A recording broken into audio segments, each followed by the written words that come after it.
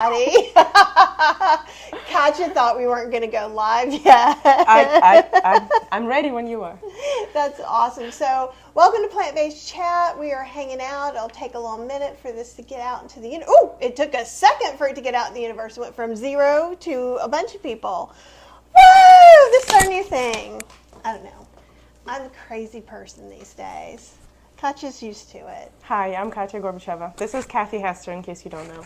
Thank you. Yeah. And Gorbacheva? Yeah. Okay, Fine. I'm getting better. I'm practicing, but sometimes it's Gorbacheva, but Americans say Gorbacheva because that's how it's written. Yeah. Gorbacheva. It doesn't matter. It's either one of those. I know. Yes. I know. I'm practicing for me to do better. Thank you. So that's the sad, unfortunate thing is that we all Americans know like 3 Russian names, and yours is close to 1, and that's not fair. But you're better than all the other Russians I know. Oh, okay. What are you drinking? I am drinking coffee. It is actually, I think it's a caramel spice blend with frothed soy milk and a splash of maple syrup. I guess you're a white person in the fall, so that makes sense. I'm drinking herbal tea from my garden. Good morning. What herbal tea? What herbs? Sage, mint, rose petals, thyme, and probably something else that I'm forgetting. Oh, that sounds delicious. Okay. Hi, Lisa. Hi, Nona. Yeah, it's awesome to see you guys. I still think it's crazy that Nona comes all the way from Italy to hang out with us. Yeah, she's in Rome. That's amazing. And I'm not sure where Lisa is. You guys tell us hi, where you are, what's going on, what's the weather like. It is too hot for me. Yes. I don't know how you... But it's not as too hot as it was too hot a month ago. Yes, but it's time for the pasty white people like me to drink hot drinks. I'm pastier than you. Okay, fine. So it's time for the pumpkin spice. It's time for me to put a sweater on. A friend of mine just gave me a sweater that I can't wear. You just said it's hot, and now you're saying you're going to put a sweater on? No, I said I want to put a sweater on. Oh, so it's too hot to put a sweater on, so that's your problem. Exactly. Okay, I get it now. But I don't mind it because, like, last year, I think it was just perfect weather to wear close to nothing on Halloween, and if it stays like that this year, I'll be very happy because that's one day of the year when I can't do that. You can dress up, yeah. So I can see that. Hi, Vi. Hi, Betsy. Hi, Brill. It's in the 70s. I'm so Jennifer. jealous. 30 centigrade in Italy. Hi, Betsy. And hey, Rill. And is it chill or chilly Milwaukee, like the stew? Do you know? I don't know. I think it would be cool to be from chill Milwaukee. I think it sounds chilly. I to think me, it's it sounds chilly. Real, how do you pronounce your place? Yeah, we're just guessing. Jennifer from Colorado, entering the Burr months, getting kind of chilly. Yay! Okay, I'm gonna live through you.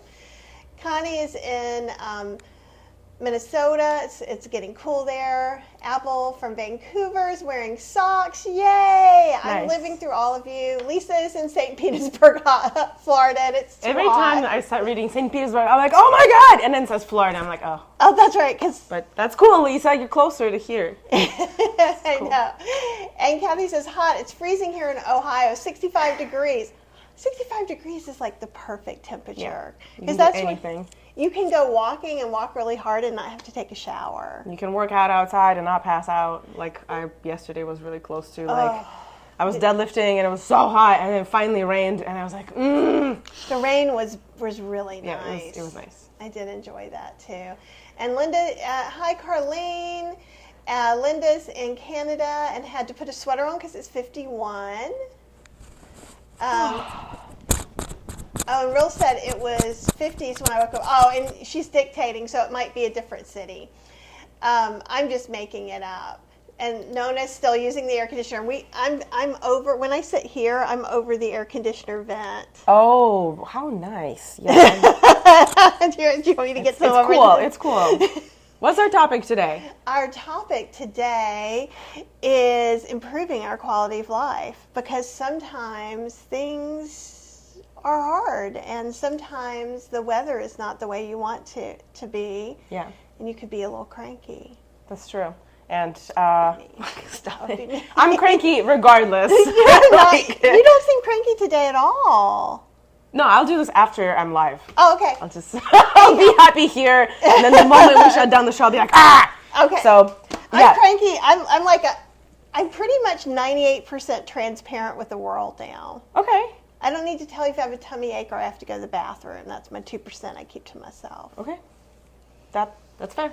I like that. So quality of life, and you were also talking about life extension, and I'm the one who kind of said, let's do quality of life. Well, it's the same thing to me, kind of, sort of, similar, not the same thing. It is in the same ballpark of topics, because I feel like if you improve your quality of life, then you are more likely to live longer because you do all of these small tricks and things that kind of just make you healthier, make you live longer without the health conditions that make a long life kind of okay.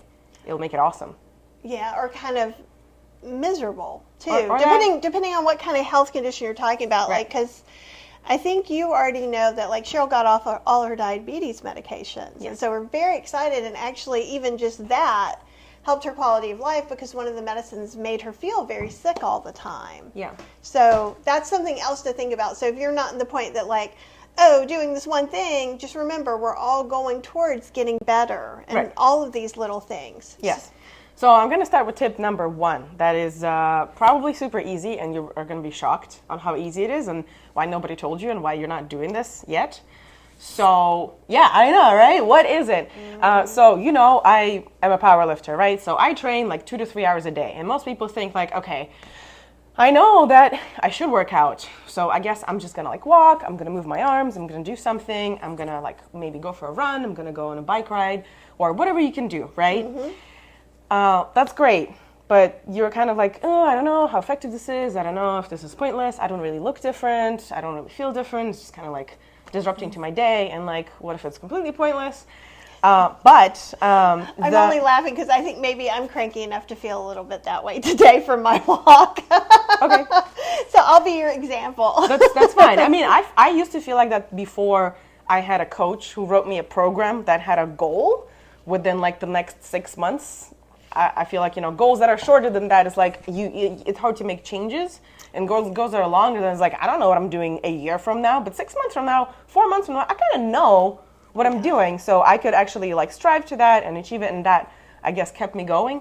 That's a great idea. Right, but anyways, most people don't do any of this. They don't compete in powerlifting. They don't get coaches and programs. They just want to do the minimum thing required to improve their quality of life based on science, right? Yes. So what is it? It is actually very small. It is about 3 to 4 minutes of high intensity exercise per day. 3 minutes. So what would be some of those high intensity? Yes. You're I was getting to that, Kathy. Yeah, that's wonderful. That's a great question. No, I mean, you're reading my mind. Yeah. And it's okay. So it's different for everybody, right? For example, for me, I do weights. I don't really run. I don't really do a bunch of cardio. So for me, I could just, sprint. I could take 3 1-minute sprints with a minute or 2 breaks in between, walking breaks. So I could sprint with my dog when I walk my dog, and I'm done, right? Or I could walk up the stairs really quickly. Very easy, super easy. Or if I'm running late for a bus, I may not even notice how I'm running late for the bus, and that was enough cardiovascular or respiratory effect that would make an adaptation for my body to consider that exercise. So that could be different for you, that could be different for other people. The point is you need to increase your heart rate to the point where you can't sing, and ideally you can't complete a sentence without taking a breath. So that's a very easy way to evaluate. Right now, for example, we're talking, right? I can talk, and I don't need to take a breath every 10 or 12 words, right? So that's not hard enough. That's not hard. This is easy. We're sitting, this is easy. If we're walking, we can still talk, right? Yeah. Now, if we walk really, really, really fast, we're probably going to get to a point when we'll need to take a breath before finishing a sentence. That's moderate intensity. Okay. Now, high intensity, sorry, I'm messing it up. We could walk and we could talk and we could sing. And that's my... Right. Okay. Singing is easy. We could also sing now. When we can't sing without taking a breath, that's moderate intensity. When we can't talk without taking a breath, that's high intensity. Sorry, I got it backwards. Oh, but that makes sense too. Yeah, so if you're trying to be like, oh, okay, I'm not like super fit, or what if I'm like hang out with my husband or daughter, and like, what's that level? What do we need to do? It's different for everybody, because maybe somebody can totally sing when you're just like out of breath, and you can barely say a sentence. So if you want to put it on the sticker, on the bathroom mirror, for example, when you're brushing your teeth, you do it for 2 minutes, right? You can just start, I don't know, doing squats, or get on your tippy toes and get down, or I don't know, doing something really quickly. I really like wall sits, for example. You guys know what wall sits are? I think I do, but you should show us. Yeah, Here. it's... I think they can see the fridge. This is fine. Yeah. Yeah, okay. So I'm just going to take a wall, and I'm going to pretend I'm sitting on a chair, and I'm just going to sit like this, and I'm going to brush my teeth, or, you know, if I'm checking news, right? So it's not like super high intensity for me, but maybe it could be high intensity for you. And it could also be something like carrying heavy bags from the store to the car if you park further. If you carry a child, you know, if you move, if you do chores, if you clean the house, you could clean that mirror really fast and get out of breath on purpose. And those 3 minutes a day will extend your, they'll decrease your potential risk of cancer 39%, according to the Nature Medicine magazine. And they'll decrease the risk of cardiovascular diseases 48.5%. That's a lot. It's almost half, 48.5%, 3 minutes a day. I think it's worth getting out of breath for 3 minutes a day for a 48.5% decrease of cardiovascular death. I totally agree. And what I'm hearing that you said too is like, so for you versus me, there would be very different things that would get us to that place. So I want people to hear. So Nona saying, had some surgery in February. I walk a lot but worry about high intensity exercise. And you would have to speak with your doctor about which kind of exercise you could do, but says that she's given up the car, so you might already be walking more. And it could be like, we live in a very hilly area, so we've done a couple of lives walking, so I have to keep going. That's amazing. I promise you I am not dying. We are going up a really big hill, and I'm like, you know. And so it's interesting. Because I was doing that, I know certain parts on my walk that are probably at least a minute to 2 minutes. That's amazing. You only need 3 of those. And that's another way of looking at it too. So it could be that maybe one day, like actually this week, I've been a little cranky. So I was like, I'm going to clean the bathrooms. And I like took everything out. I'm scrubbing behind the toilet. So, you know, like I figure, why not rage clean? If you're going to rage, get something out of it. You can rage clean, you can rage dance, you can rage swim, you can rage lift, if you do lift weights. Like, whatever it is, moving your body when you are upset to get some dopamine and endorphins, to clear that out of your system, get a little happier after, is a great choice. Yeah, it was very interesting. And like, I wasn't talking, so I didn't check to see if I was out of breath, but I will check next time. But sweat was pouring down, so that felt like a possible... Sweat is not always an indication, because some people sweat more, some people sweat less. Like, I go to sauna, and I sweat just like I come out, I'm like a wet beaver, you know? Like, my towel is completely drenched. And some of my friends, they go in there, and like their towel is barely wet. And we've been sitting the same temperature in the same sauna for like a while. So bodies take heat differently, depending on your genetics, depending where you're from. Sweat is an indicator, but for this, I would say the speaking sentences and singing is a better indicator. If you have one of those smartwatches, you can look at your heart rate and where it is according to your normal heart rate, not according to general heart rate zones. So somebody here was saying like, oh, I'm afraid to do high intensity because I just had a surgery. Well, yeah, you shouldn't do high intensity the way I do, or the way, you know, if you Google like what heart rate is high intensity, it's going to give you some random range. What's high intensity for you is so much different, right? So you can do this in a controlled environment. You can next time go to the doctor and be like, hey, I'm here for like half an hour, put me on the treadmill and monitor me getting to a high intensity that is safe for me. That's so a great idea. Myself. That's a really great idea because Cheryl actually did that. So a few years ago, Cheryl was just really nervous about doing anything because she hadn't done anything. And then one of her relatives actually had this hereditary heart thing. So she went to the heart doctor just to double check. And once she got on and got that test, she felt so much safer about doing things. So I think that's something we don't ever really think about, is that if you're not feeling good, you're probably already seeing a doctor. If you've had surgery, if you're having something like that. So your doctor's the perfect person to say, what heart rate should I try and get to at intense exercise? Or how should I feel when I know this is intense enough to be useful, but not too intense to be dangerous? Because there is a fine range for that. And, you know, the younger you are, the more it's like, oh, whatever, I'll just, I guess, collapse and breathe a lot, and then I'll stand up and I'll be fine. But I guess the older you are, the more you're like, well, you know what I mean? So, and by saying the older you are, I mean, like, the most research shows that people after 40, like, that is not old at all. Right. That is 9 years from me. I'm 31. That's crazy. You know, people after 40, like, they don't even consider, most of the times, getting to the prescribed amount of cardiovascular exercise that they need, because WHO recommends, like, throughout the world, World Health Organization has agreed, the scientists in the world have agreed that we as humans need 150 to 300 minutes of moderate exercise per week, or half of that, so 75 to 150 minutes of high intense exercise. If you're not getting that, your heart health and your risks for, like, cancer and other diseases are going to go up.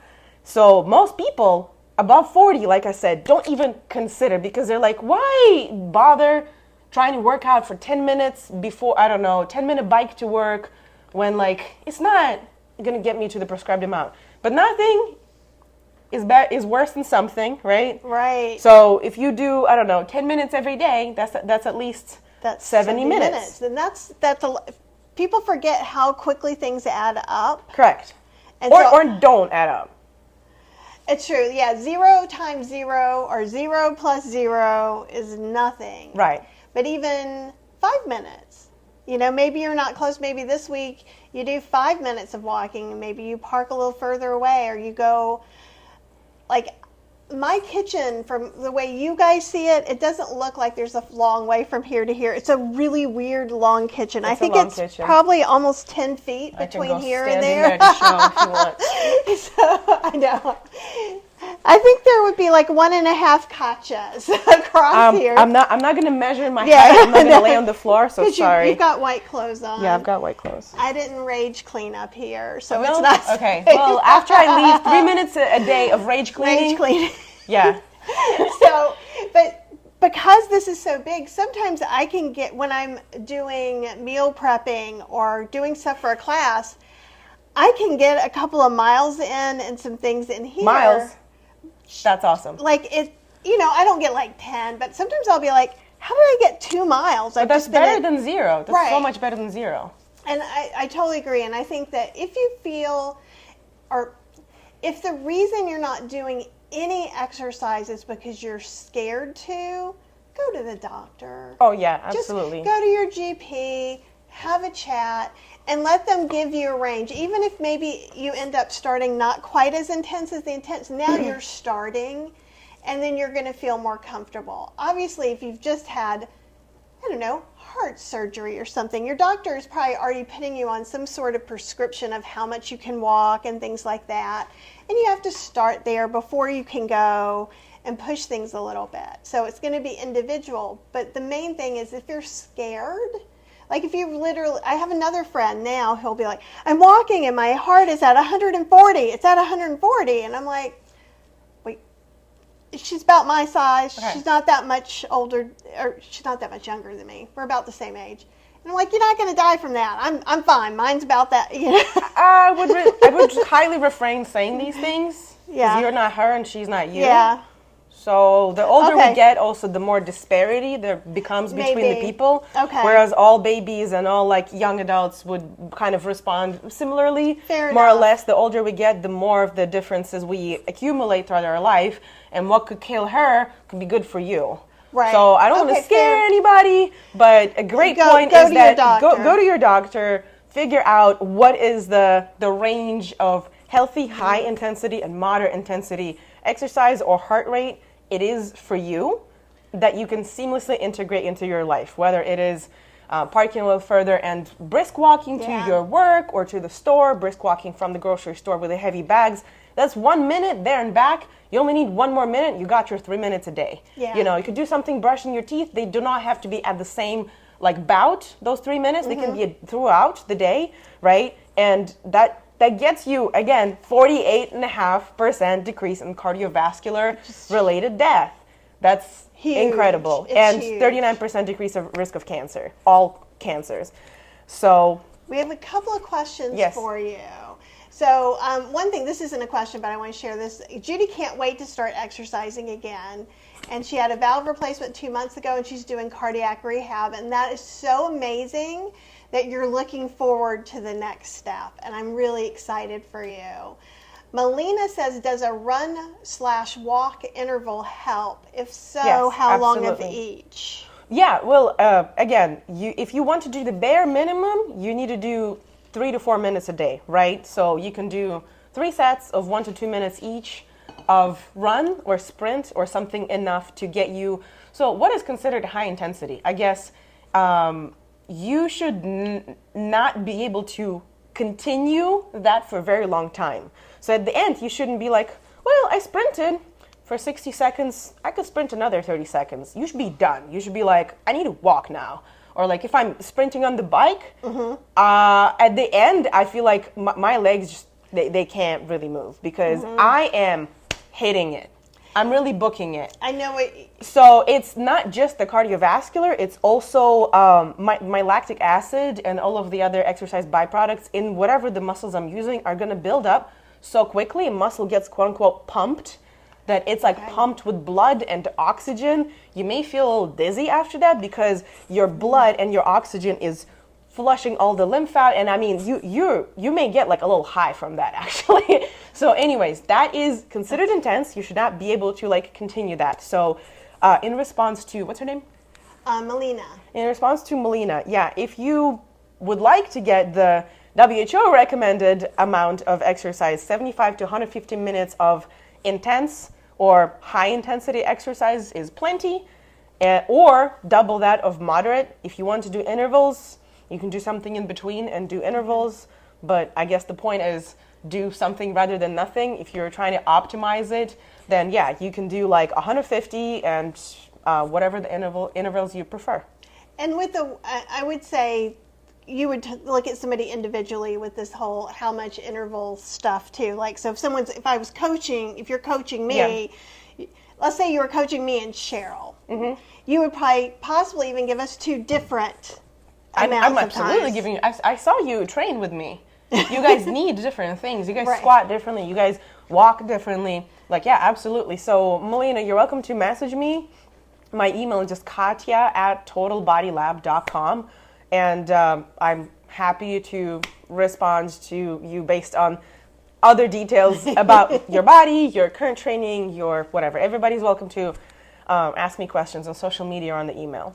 And Katya's super smart about all this stuff. So, I Thank mean, you. yes, you are. You worked really hard, and you know a lot because it's your passion, and you're good at it. And we appreciate that. Thank you. Kathy says, and if you hum while doing high intensity, you can double the benefits, right? Can you get into a parasympathetic state while doing high intensity exercise? And she's kind of making a joke, so like, can she get into this parasympathetic state? But she probably could. What do you mean by parasympathetic state? Oh, I'm not going to be able to define it well. It's kind of like this meditation high. I think like if you... Oh, yeah, I would say it depends on people. I used to get that after running like for about 9 to 15 minutes in steady, moderate intensity. I don't really get that if I'm doing high intensity until like my last interval, if I'm doing like 5 sprints or 10 sprints, depending on how much I'm splitting my energy to be able to book it every time. Okay. So, yeah, moderate intensity exercise is not as useful as high in this regard. You just need more of it to get to the benefits. Okay. I don't know if getting to the parasympathetic state and getting a little high I think she's kidding a benefits little you, bit. but yeah, let us know if you try humming and if it gets you there, because I'm gonna try too. That's awesome. And Nona was saying I ran a 10K at 68, which is just like, yeah, Nona is amazing. awesome. Oh, and Apple's saying, oops, if I can get there we go. I'm pretty sure the two cannot be stimulated. I like how your brain works. I'm pretty sure the two cannot be stimulated at the same time. Cardio is supposed to fire the sympathetic system. That's the point. Yeah. I like Apple's response. Yeah. And Apple's also saying short bursts of high intensity activity is a great way to clear cortisol. Yes, it is. Yes, and it is. We talked about cortisol in a couple of different places, but one was Dr. Playday and Dr. Fetterman, because they are talking about how self-care, they were the forks over knives doctors. I don't know. Yeah, of course. I know them. And talked about how like self-care can actually help you with your inflammation, your physical inflammation. Actually, that's one of my next points. No, because I've heard it like everywhere lately. Yeah, I have a lot more points. I just Okay. wanted to drill the main one first, in case somebody has to like go and immediately do exercise right now and not listen You to the end can of this. exercise and watch us. Oh yeah, absolutely. Just do a plank. Everybody can do a plank while watching this. Yes. I can do the like side plank, right? Oh my gosh, you can do this right now. Yes. Right. Okay. You can tell me if I'm doing it right. Why don't you do it on the floor? Because, Go over there. Do it on the floor. Because this makes me happier. Oh. I don't know if I can do it on the floor. Yeah, you can do it on the floor. It's gonna be higher intensity. Okay. Go. While I'm gonna talk to them. I'm going to hide behind you then. No. Oh! It's the floor over there. Here. Okay, she's doing a plank and hiding behind me. Okay, fine. Okay. I am camera focus. Thank you. Great. You can see her butt. I promise. She's doing a plank. Oh, laughing while doing any kind of high intensity. I think it makes it more intense. So we should crack some jokes while Kathy's doing it. Anyways, okay. So self-care, like Kathy mentioned. I am a huge proponent of not holding grudges. So a part of my self-care is if I'm mad at somebody or at myself or, oh my gosh, I haven't worked hard enough, I will freaking write it down. I will pour it all out, or I'll complain about that to a friend, and it just feels easier. Or if I wrote it down, I'll freaking burn this paper on a candle and get rid of it, because I like kind of believe, but I kind of don't believe in psychosomatics. You know, when you are just like holding whatever your like head problems kind of in your body, there is some logic to it. It's not like super scientific. It's a little woo-woo, but you know, you could breathe more shallow. You could do some other things depending on what your like mental conditions are, right? If you're depressed, if you're ADHD like me, and you do So gratitude journal or writing whatever your problems are and burning that stuff absolutely helps me in terms of self-care. That is my wonderful self-care. That is just what was in, because I'm taking their, I think it's 4 or 5 week course. You're scaring me now. What are you going to make me do now? Teasing. I'm the one who started that one. And the only reason See, she can talk in full sentences. That was intense. But I can feel my little heart too. Good. Yeah. Yeah. I took my time coming back over here. But one of the things they were talking about, because we missed the first one, we just rewatched it last night, was write every day, whatever it is, even if you end up writing the same thing every day, negative or positive, just to get it out and you could burn it. Yeah, I like that. But I think there is a lot to be said for writing things down. And I think there's a lot to be said for gratitude. There's a lot to be said for gratitude, because we forget how blessed we are with having what we have. And I think we talked about it at the last show. If you don't know what to tell yourself that you're amazing at or good at, you're grateful for, like your body and stuff, you can be like, my eyes see, my legs walk, my lungs breathe, and then it just keeps going, right? Because, if you already have all those things, you should be grateful, but then it adds up to the small things. And it's true, and I think sometimes, and even for me, like I said, I've been cranky a lot lately, which is not my norm. It's just a little different. But like I took a walk today with a dog, so I could see the flowers. So I noticed the gardenia was blooming. Nice. Awesome. And sometimes it just takes a little thing like that. So if you can't have this big, like, I have a wonderful, all these things, do what Katya says. If you can't do what Katya says, take it to the minimum like Kathy does sometimes and just look outside and go, that's a really nice bird sound. Like sometimes all I need is to hear the bugs and the birds and a frog. Like, do you know what I'm like? I have a little toad house for the frog that lives in our little teeny tiny pond. That's awesome. Yeah, but like the small things count, and I think that they add up. When I get frustrated, I'm not frustrated by 7,000 small things. I'm only looking at big things like, oh, well, I need to write a book, and oh, I need to edit 17 videos. I don't look at, oh, I had this great conversation with Katya, or like, you kind of forget. You know, Katya's coming over, and we're going to do a live, which will always be good, and then we chat after and hang out, and that's also lovely. Yeah. So I love that. Okay, next. You see, you're looking at my notes. That's just because I know that you're so good without having notes. If I don't have notes, I will talk about, I don't know, unicorns pooping rainbows, because my head cannot store a lot of information at the same time. If it's not written down, I feel you. Air and light.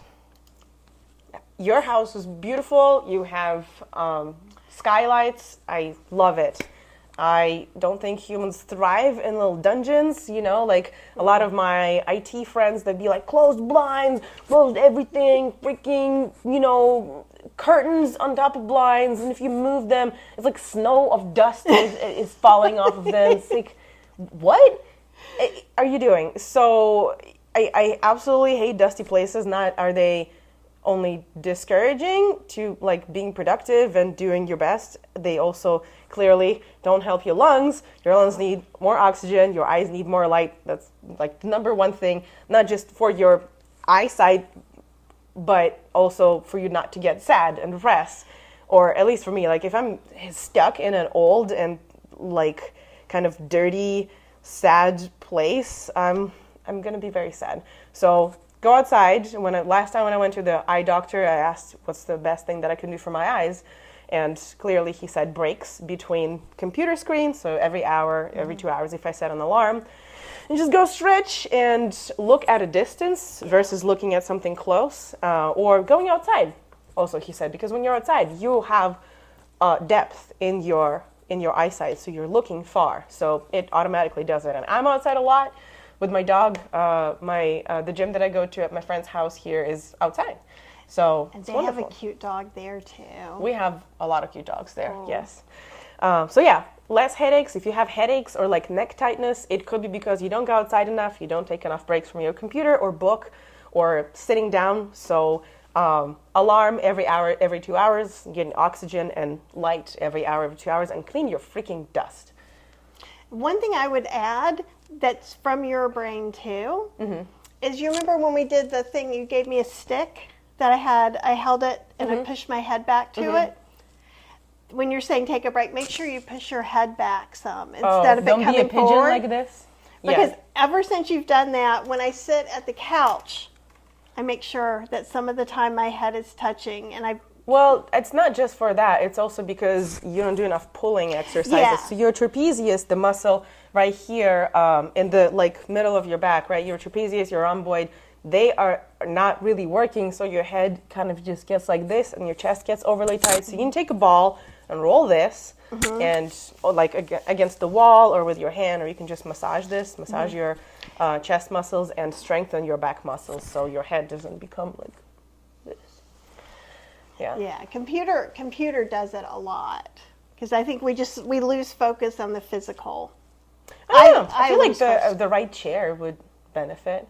Like I'm sitting pretty straight now, and I don't think I could sit like this for a very long time.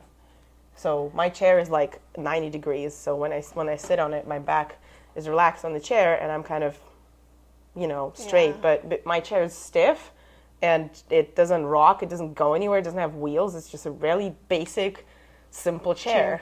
Yeah, it's not one of those like gaming chairs that has cushions and support everywhere, because I want to engage my muscles to keep my body supporting itself. Yeah. I don't want to put something like, I don't like shoes with support. I don't like a lot of things around the house with support, because I want my body to continue doing this. That makes sense. That totally makes sense. Do we have any more questions? Let's see. Jody says, I have a spinal injury and have a lot of hardware in my spine. So like hardware.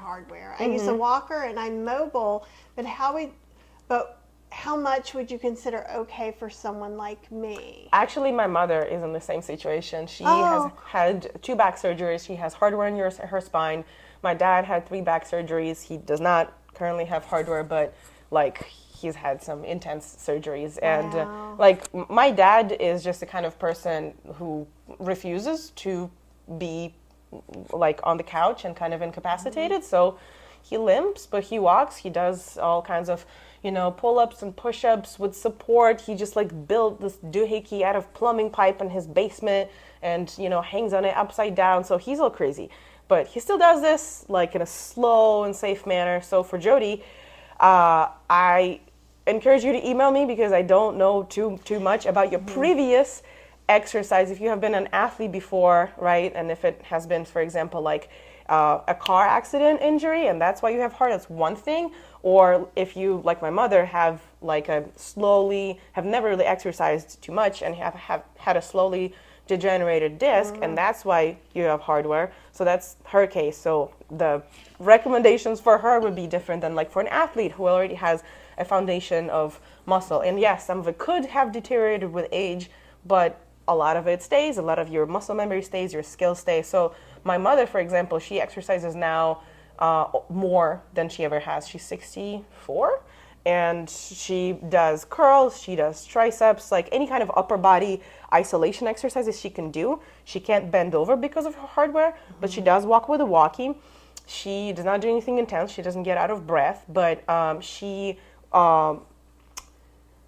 does, what is this machine called? Where you lay down and you bike. So it's kind of like a laying down bike kind of thing. And you're laying down? You're not just sitting? Yeah. It's not the reclining one. My dad rebuilt it. They had like a normal bike, and he just broke it all down and made it a laying down bike, because after their back surgeries, it was inconvenient for them to sit, or actually they couldn't sit. So they could only either lay or stand. So she could move her legs. So to Jody, I encourage you find something like this. Normally for people with back surgeries or back injuries, you're encouraged to stay, not bent. So stand or sit. So if you could find like a laying down bike or elliptical or something like that, or a rowing machine where you could just lay down and row, that sounds awesome. You could get your heart rate up without really messing up with your spine, right? Okay. So if you can't walk without a walkie, there's a bunch of exercises that are laying, again, with bands, or probably at the gym you could figure something out. Okay, and that's good, because I was even thinking, and I don't know anything about this, it might depend on where the hardware is in your spine. Yes, it may depend. The hardware is normally in the lower back for most people. Okay. Yeah, but you're right. Depends. I'm fortunate enough to not have that yet. Hi, everybody who's coming in. Okay, so More stuff. We've got air, light. Yes, we got air, light, no dust. Clean your dust. 3 minutes of intense exercise a day. If you cannot do the WHO recommended 150 minutes of at least of moderate, or 75 minutes at least of intense, do at least 3 minutes a day of intense. We got gratitude journals or angry journals and burning that stuff. Or a combination that suits you for where you are at that day. Absolutely. Breaks between your screen time or book time to look at a distance, get outside. Another cool thing is you probably don't think too much when you get up. You make your way to the bathroom, you make your way to the kitchen, you make a coffee, and you do blah, blah, blah. So you could probably not really recollect how exactly you did this yesterday or a week ago, because it's kind of the same, right? Right. The way you drive to work, or the way you drive to see your family. If you do this kind of often, use the same route, it's not memorable unless there's like a road construction. You're like, oh. So it is amazing for your brain to take a different route or to brush your teeth with the left hand. Try that. Ooh. Try that. Or to do some like simple thing that you do, find a creative way to do it in a new way, and that really helps your brain. That really challenges your brain. It may not challenge, your day. It doesn't take away. It doesn't need like new habits created, but it really helps your brain to do that. I can feel that too, because like when you drive to work or you're used to driving someplace and you'll go on autopilot, right? Exactly. You'll be going somewhere else and then you're halfway to work. Yeah, you could be thinking about something else. You don't even know that you're really driving. You're totally somewhere else with your head. And it's a little bit like checking out. So even though you had that 5 or 10 minutes of your life, it's kind of like you didn't. Yes. And so be present. Yeah, that's kind of like a cheap trick for people who don't want to try new activities, such as, going to learn a new, like, dance or learning a new language, or if you don't really, like, read a lot of fiction or nonfiction or something, just picking up a new book, for example, because those activities can be kind of hard. Like, if you think about it, okay, I'm going to read 20 minutes a day now. And that's a really weird goal, because where am I going to plug it? After what habit? If normally, like, I come back from work and I'm excited to tell my husband or wife how my day was and listen to them and then, like, eat dinner and watch a movie. Instead, I'm going to, like, leave after dinner and pick up a book, and they are going to miss me. And I'm like, ugh. So like, unless you're stacking those habits, they're kind of hard to integrate. Right? The new activities, so doing things in a different manner is still brain helpful. Unless you're... And you can feel, like when you're trying to do something new, and I'm, again, like Cheryl and I are trying to do some stuff. We're doing a lot of new things, but we're also then doing some of our old stuff extra hard, like our TV after dinner. We're like in it to win it. And I find the best shows. But I'm the one who's saying, and this is one of the reasons why I'm irritated that it's not cooler enough. We're not eating dinner outside. Because you have a beautiful patio. Yeah, and it's just so relaxing. And then we just sit and we talk. But I'm even saying there's some projects we're going to do together. So after dinner, let's go out there and sit and do that. So like sometimes just being in we're working hard on not going out to eat as much, which is when we would normally have this. We're not seeing anything we're supposed to do, right? Oh, we don't see that there's dishes we need to do or this, that. So we get to be away and just focus on whatever we're doing, right? Without any of our bad habits pulling us back. So that is what I'm hoping for. But I think if you are with someone and you're trying to change in a way you're changing their habit along with yours, kind of make it worth their while, or make it some way that they get something done. Like, so this would be a way that Cheryl can do, because Cheryl's doing more in the business. So she can do some stuff to help me, which means we would have more time to go hiking, which is something she wants to do. Nice. So, yeah. That's awesome. Yeah, hit me up. I love hiking. Oh, yay. Okay. Just no rocks. I don't like to go over the rocks. Okay. I don't care. I just like hiking. I'll be like, okay, I'm your 1 minute of intense activity. Toss me over that big rock. I got you. Okay. I'm scared of heights. Okay, that's good to know. Yeah. I'll write it down, and next time if I need to blackmail you or something. Kathy's scared of heights. Everybody remember that? Cool. I guess the last thing that I have is I forget the percent of like life expectancy increase this does, but if you meet your fiber requirements, it's I think it's a number one dietary thing for you to up on how you feel and how long you have of like quality years. So eat your veggies, I think all your spectators probably Whole food plant-based is good going on to that. get you. We're supposed to be very good poopers, people, and I know we don't talk about that a lot, but the thing is in the past few years, I think twice, maybe for the first time in a decade, I had some constipation.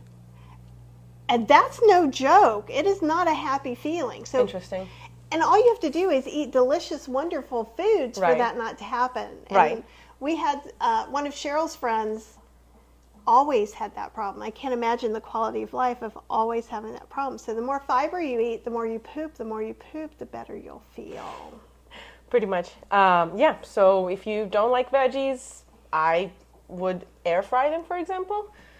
Oh, totally. For people who are like, oh, I like fries and I like this, and you kind of like the unhealthy, the fried, like if you're switching, you're like, oh, I don't want to eat a freaking salad.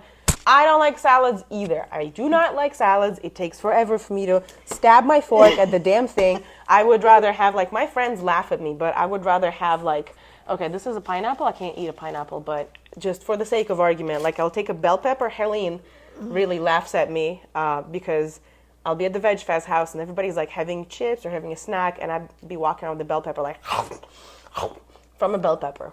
And, like, I don't know. That's awesome. It's pleasant for me, but people normally aren't like that. So if you are not like that, just air fry your freaking veggies. Anything. They become delicious texture. Air and they'll caramelize. The natural sugars caramelize, and it actually increases the flavor. So one of Chef AJ's most hated vegetables before and most loved after air fried, Brussels sprouts. And I've always loved Brussels sprouts. So, and another thing you can do, and Chef AJ does this sometimes too, because Chef AJ eats the really big giant salads that she eats out of a big bowl.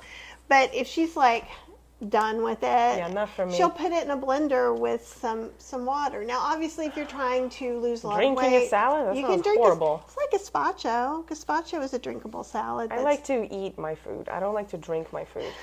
I hate smoothies. It's just me. I only drink, like, drinks that, like, tea or coffee. Yeah. No smoothies. No gazpachos. Sorry. Oh, see, the hotter it is, the more I want everything easy to go. But fiber, don't forget rice, oatmeal. You know, a lot of starches have fiber. Potatoes. Most fruits and vegetables have fiber in the rind, by the way. And they have most nutrients in the rind. So if you peel your potatoes and cucumbers and apples, you're getting rid of the majority of the fiber and the majority of the nutrients. Just FYI. Yeah, because there's a whole other thing that I don't know all the details of about modern farming practices and how many nutrients may or may not be in some things now. So I know you guys are going to have lots of those questions, and I don't have the answers. So go find a study. Better local, better from the farmer's market. Organic depends on the fruit or vegetable. You can Google, like, the Dirty 10 or something? Dirty Dozen. Dirty Dozen, yeah. For the vegetables and fruit. It's worth buying organic. The rest probably doesn't matter, because there has been research showing that the amount of nutrients organic versus not organic does not, like, correlate. It normally depends, like, on the practices at the farm, how far that thing is being shipped, et cetera, et cetera. So it's too many variables. It may not be worth to buy everything organic. Just some things, and things that you eat with a rind, probably, like, you don't want for them to be shipped from super far and put some wax on them. Yeah, and the other thing to think about too, that I always recommend, because we have the Durham Farmers Market, which is great, and there's so many other farmers markets too. I love the Durham one because what they're really good about, and they do this more and more, is they'll put pesticide free. They'll let you know they may not have done the paperwork and paid the bazillion dollars to get organic certified. Oh yeah, farmers markets are not going to have the organic logo because it's expensive. But you can talk to the farmers. So that, to me, that's one of the best ways to get the highest quality, least chemical produce, is to go to wherever you have a local farmers market. If you don't have a local farmers market, you might still have a local farmer. Yes, CSAs. Yeah, CSAs are great. And I always say too that if you're in a financial difficulty, it's one of the best things you can do is talk to your local farm and maybe even say, can I help pack the CSA boxes for a CSA box? Yeah. So, and at least at Durham Farmers Market, things like EBT and food stamps are doubled. The amount is doubled if you spend it in the farmers market, and they accept those payments. So I feel like things are looking up as far as trying to equalize kind of food availability. Also less carbon footprint if you shop at your local farmers market, clearly, because those strawberries aren't being shipped from the other side of the world.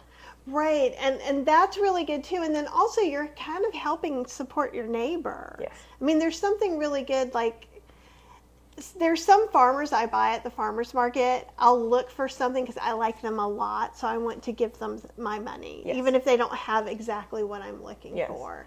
And I know Apple said something in a minute, and Apple says, I use canes and sometimes a wheelchair.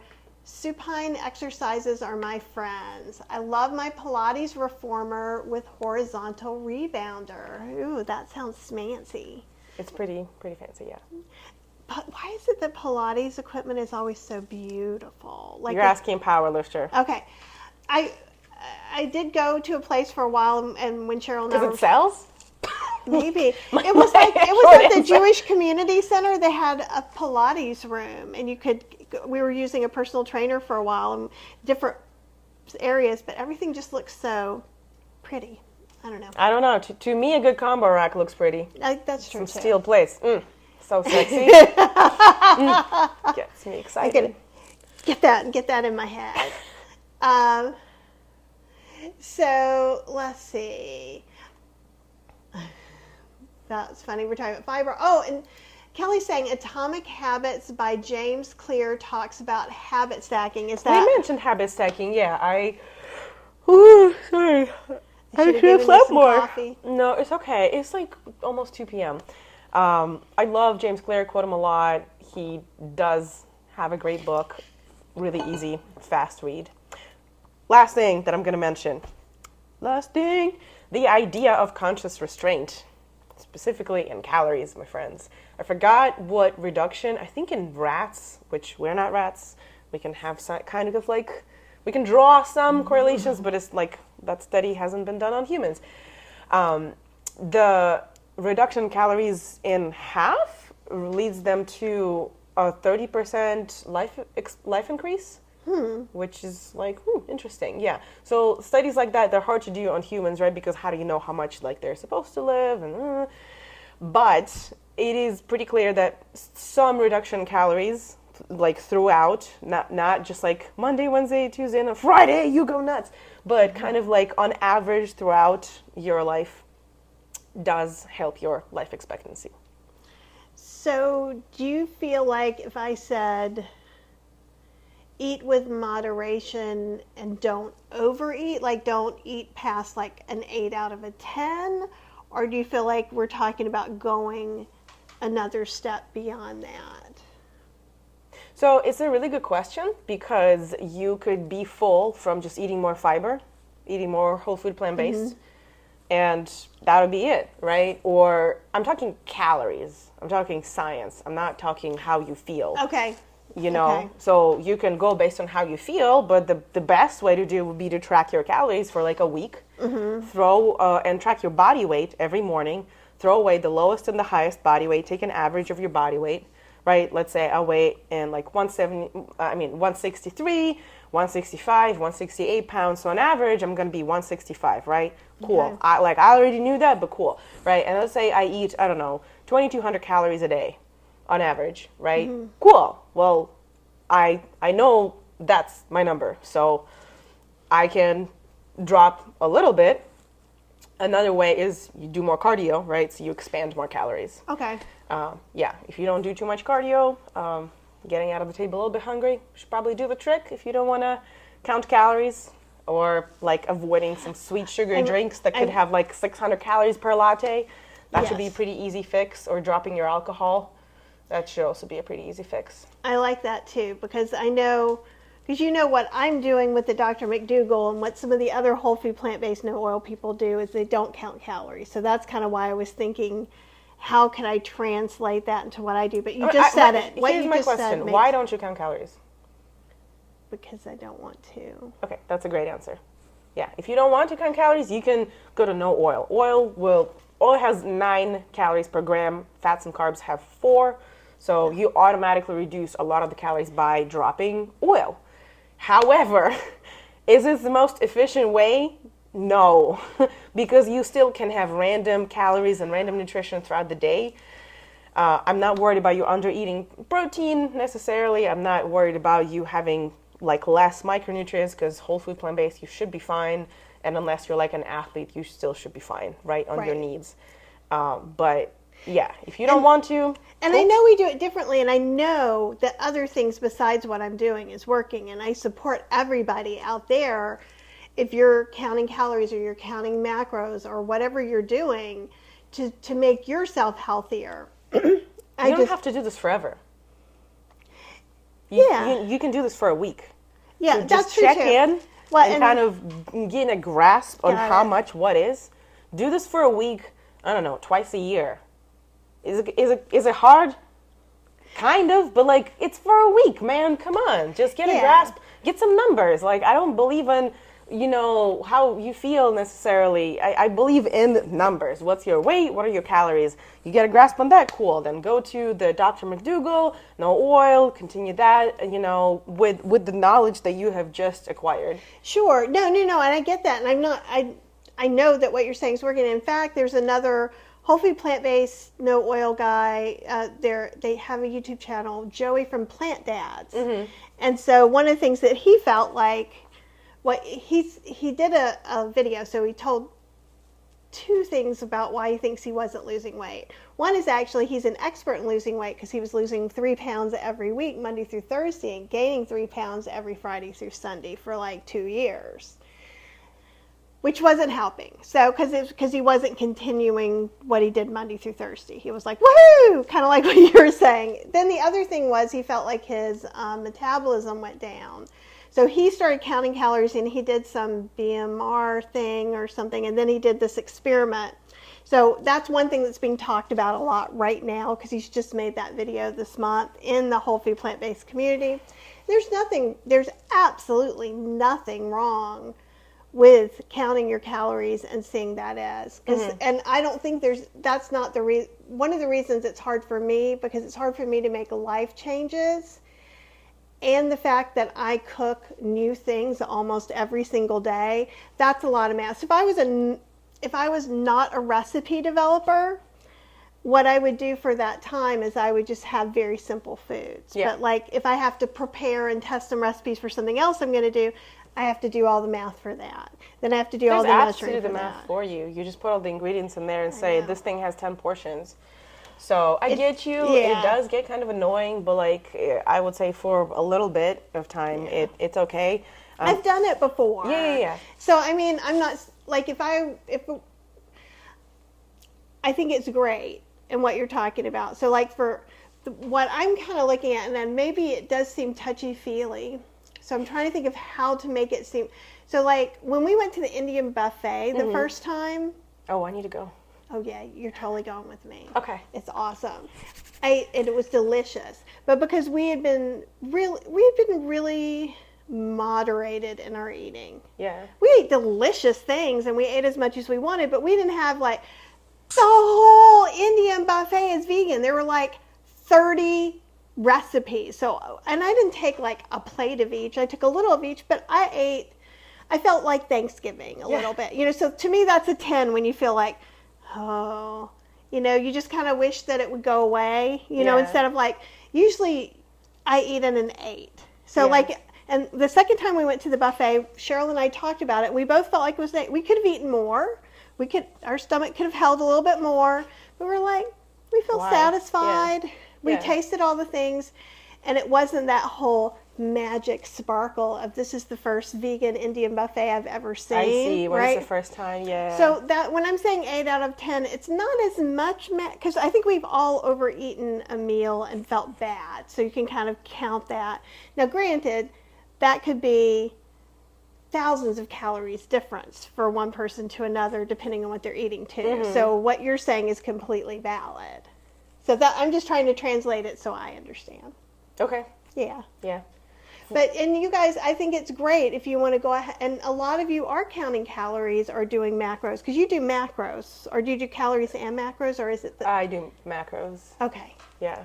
Do you want to explain what they are? Because macronutrients, the main four macronutrients are carbs, proteins, fats, and I guess fiber lurking in here, which is, it could be from like 2 to 4 calories per gram. Fats are 9, carbs and proteins are 4. Right, so if you look at the label of anything, or just have some applesauce standing with on pumpkin and spices on Kathy's table, so you can read the nutrition facts label. I actually have a video on that on my YouTube, how to read your nutrition facts. So if you go to TotalBodyLab, Katya Gorbacheva channel, you can find like 15-minute video on how to break down what the hell does this mean, because everything on the front of your beautiful packaged product doesn't mean anything. It can be saying magic, natural, the best, heart healthy, organic, super, like absolutely anything. They can put anything on the front. Absolutely anything. This, close that, turn it around to the nutrition facts, right? First things you want to look at is total fats, carbs, and proteins, right? How much of each? What's the percent per calorie? Clearly, you don't want any trans fats. Clearly, you don't want any cholesterol, but if you're whole food plant-based, you don't worry about any of that because plant foods do not have cholesterol. And yeah, then you can just keep breaking it down. I'm not going to do that here because I have a video about it. Yeah, but you guys should watch the video for sure and let her kind of get that to you, because we all have, having any food conversation is going to stir up a few things. We've stirred up a few things for some people. Oh, no, and it's okay. Everybody's way is different with food, what works for me won't work for you, so. And it's perfectly okay, because I want you guys to know this too, because even though Katya and I are approaching the way that we eat in different ways, we eat meals together. She's brought me some yummy spices. We eat the same things, pretty much. Right, so what I want to show you guys, and maybe I'm being extra apparent about it, is that you don't have to all think the same. No. You don't all have to do the same thing. You certainly don't have to do what I'm doing, right? You certainly don't have to do what I'm doing. But, and what I'm doing, when I'm not with you, Cheryl and I are talking about our journey with what we're doing and what's working for us and then what doesn't work for us. Yeah. That doesn't mean everyone's going to have the same challenges either. Right. There's multiple ways to get to a similar goal, which is being healthy, improving your quality of life, and improving your longevity. Exactly. And that's one of the reasons I actually like having you on too, is because you have a different perspective. I think that it's very easy for us to get into our own little communities and just sing our kumbaya song and we're all right and everybody else is wrong. I see. You want to bring somebody who's a little different, but not like a keto Jeff Rogan person. No. Yeah. Because that will battle down. You would be so proud of me because I would punch them. No, I'm teasing. You wouldn't want me to punch. I cannot blame you. No, and I would not punch. And I do not would gladly watch that. And those of you who are keto, do what you need to do for your body. I'm not your body. I don't know what it needs. But like a couple of things I'm going to catch up in here, but I just want you to know it's okay to think differently. And you're going to hear me say that a few more times as we go through some of these comments. But for Terry, I'm so excited you found the online. It's not exactly the 12, it's the Dr. McDougall information. It's free and great. And I try to put it in most of the videos so you guys can go. Basically, the $3,000 program includes a lot of other stuff, but if you can't afford that money, everything is there. Or get the Start Solution book, or look at the Forks Over Knives people, or Dr. Furman, or whoever, You can Google up things for free and get started. Absolutely. And so like with the Dr. McDougall program we did, it was expensive, but I had 3 doctor visits and I have a support specialist I met with daily for 12 days, weekly for 8 months, and then I'm going to meet for the rest of the time. So there's other things in there. It wasn't like, here, have a lot of money instead of me reading this book. So you should do what you can do. And if you need to get healthier, it's always good just to read some stuff, try it out, see how it works. 21st Century Homestead says, what's the best way to know how many calories you should have? And like I said, there's online calculators are trash, complete trash. Okay, so somebody who is your age, your height, your weight, right? You plug that in, and she plugs it in. You get the same like calorie result, and you guys could have completely different needs. So, dear 21st Century Homestead, like I said, you do a little experiment for a week. You use Chronometer, MyFitnessPal, TotalBodyLab, my app, anything to track your stuff as precisely as you can and track your body weight in the morning after your morning bathroom. Take average of that, calories and weight. That's your, if you haven't gained anything, that is your base, right? That's about your maintenance calories for now. If you lose or gain weight, they could go up or down. If you become more athletic, they could go up, etc. Okay. Reach out to me if you don't know how to do this. I'll send you a little infographic on how to do that. That's great information, because the thing is I don't think we know. And like, I know there's like BMI charts and there's all these other things, and I know that those feel weird to me, but I don't know a lot about it. I think Joey from Plant Dads was on a cruise, and you could pay some money to get on this machine, and it would do some sort of calculation, and I don't... Is my roll big enough for everybody to see? So I don't, and also he did say he was on a cruise, and they were also trying to sell him $1,000 worth of supplements. Of course they were. That. Why not? So you did it for free yourself. Right. So I agree.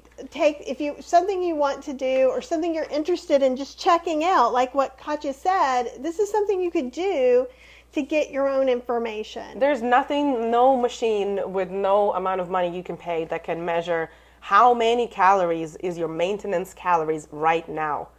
That does not exist. Whoever tells you they can calculate that for you, they can calculate some average number based on whatever the information they know. That's how I calculate for my clients. They all want a freaking number. And I say, I don't have one. Before you give me the data, before you plug your stuff in, I don't have one. I can give you my best guess that is probably wrong, but it's better than zero.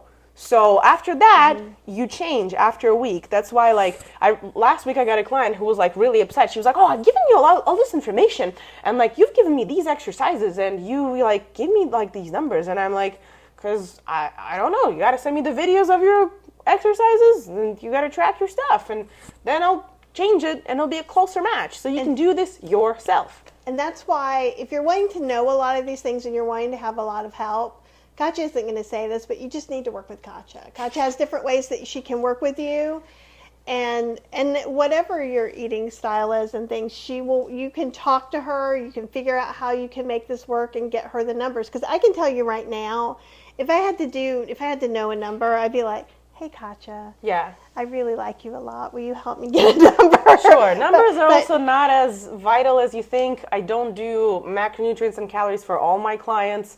Some of them have had eating disorders, so we can't really count calories without messing with their mental health. And we've got a comment about that too. Like Betsy's saying, I don't count calories eating whole food plant-based because counting triggers old eating disordered thinking. So, I'm going on faith here that the last pounds will come off. Looser fitting clothing helps. That sounds like you're getting physical signs of losing weight. Yeah. So, and that's kind of nice because like right now I'm the in between. So most of my big clothes are too big and most of my small clothes don't quite fit yet. Yeah. And that's super annoying. But you'll get there. Instead of being annoyed, I need to go, "Oh, look, here's a big giant symptom that what I'm doing is working." So and for eating disorder people, it does not help to track calories, or some people can't even look at the numbers on their scale. But a good sign is buying bigger clothes. At least for starters, you need to be comfortable in your clothes. Like, for example, these pants, like, they're super giant. Like, they can stretch. I can eat, like, all of Kathy's food right now, and they'll still have room. Those are great because they make me feel just, I don't know, not like thin or skinny, but they just make me feel normal. But if I put on my jeans from last year that are going to give me, like, a muffin top, like then I'm just gonna feel fat, and like it's, I don't know, I guess a trigger thought for me from my past disordered eating as well. So there's no like one solution. That's really, really powerful though. Just you showing that. I know it was so simple for you, but I think it meant a lot to me, and I'm sure it meant I almost feel teared up because you shared that. Seriously. Thank you. See, I'm cranky and maybe I'm pregnant. No, I'm kidding. Cheryl! Oh, man. That would be a miracle baby right there. No. But it's just, I think the thing is, it's like when we were talking to you about body dysmorphia, like when I'm just out and about and I see somebody just being a normal person and not freaking out that they have a little bit of love handle or they have a little bit of muffin top, and I'm just like, inside I'm like, you go, and because I just feel it's so lovely to see people really comfortable in their bodies, and there's something really special about you showing that vulnerability too. I appreciate that. And I'm going to address this, and you can address this too, and we may address it in two different ways. And remember, look at this example. Two people who don't agree on everything, yet like each other. That Phrase and Spirituality says we have necessary fat-soluble vitamins, though going fat-free is not a sustainable lifestyle, which is not to say to put butter in your salad, but avocado oil is a solid choice. So let me step back, and then you can say your side, because I suspect will be two sides of a similar point. A no added oil diet is not the same thing as a fat-free, no oil ever diet. And I'm going to say this again because I've been getting this a lot. People have been like, you're gonna die and you're gonna have dementia. Yeah. Oats have oil in, or not oil, or have fat in them. I'm just gonna bring things here so people are like, nuts have fat in them, and I will say this, and you guys heard me yesterday.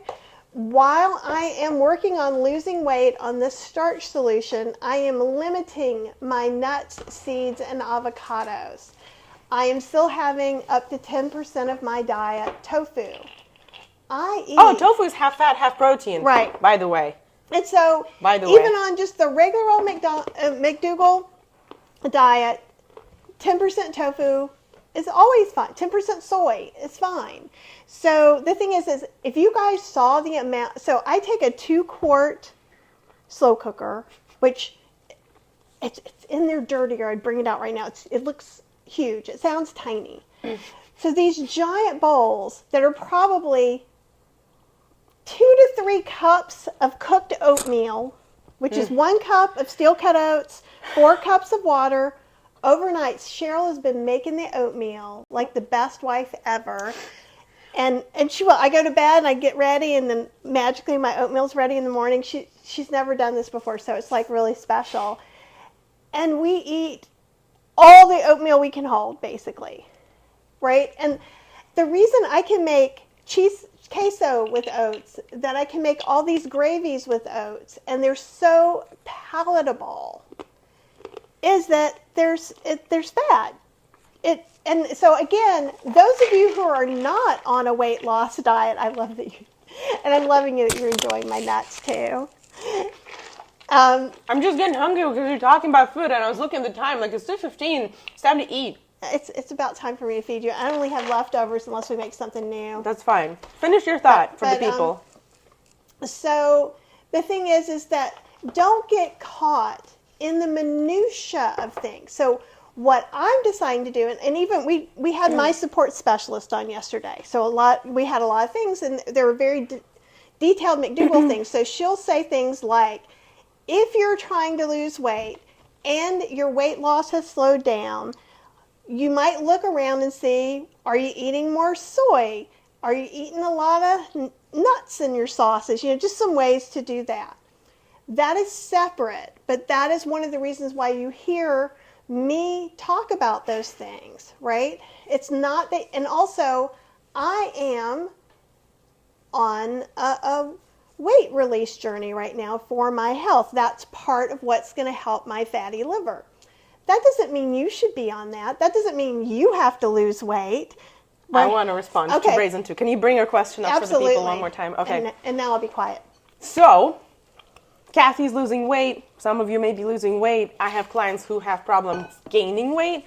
I have older people who have problems when they exercise gaining muscle and recovering, because like if you train a lot and you don't eat enough, you just feel you're under-recovered, you're kind of withering away without your necessary calories, amino acids, whatever you're lacking. So, for folks like me, I love my fats. I eat lots of nuts. I eat, I don't really add oils because I've just never liked it. I don't like greasy stuff, okay? Unless I'm like going out and it's like some kind of fancy dessert and like, okay, whatever. But I go out probably once a month or whenever I go to Veg Fest. So anyways, not worried about too many eating out calories.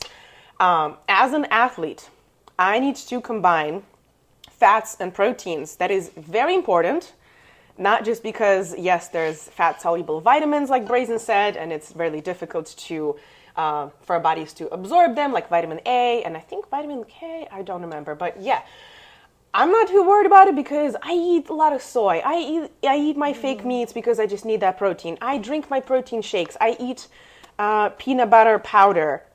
Peanuts are legumes, they're not nuts, but I consume plenty of them. What else do I consume?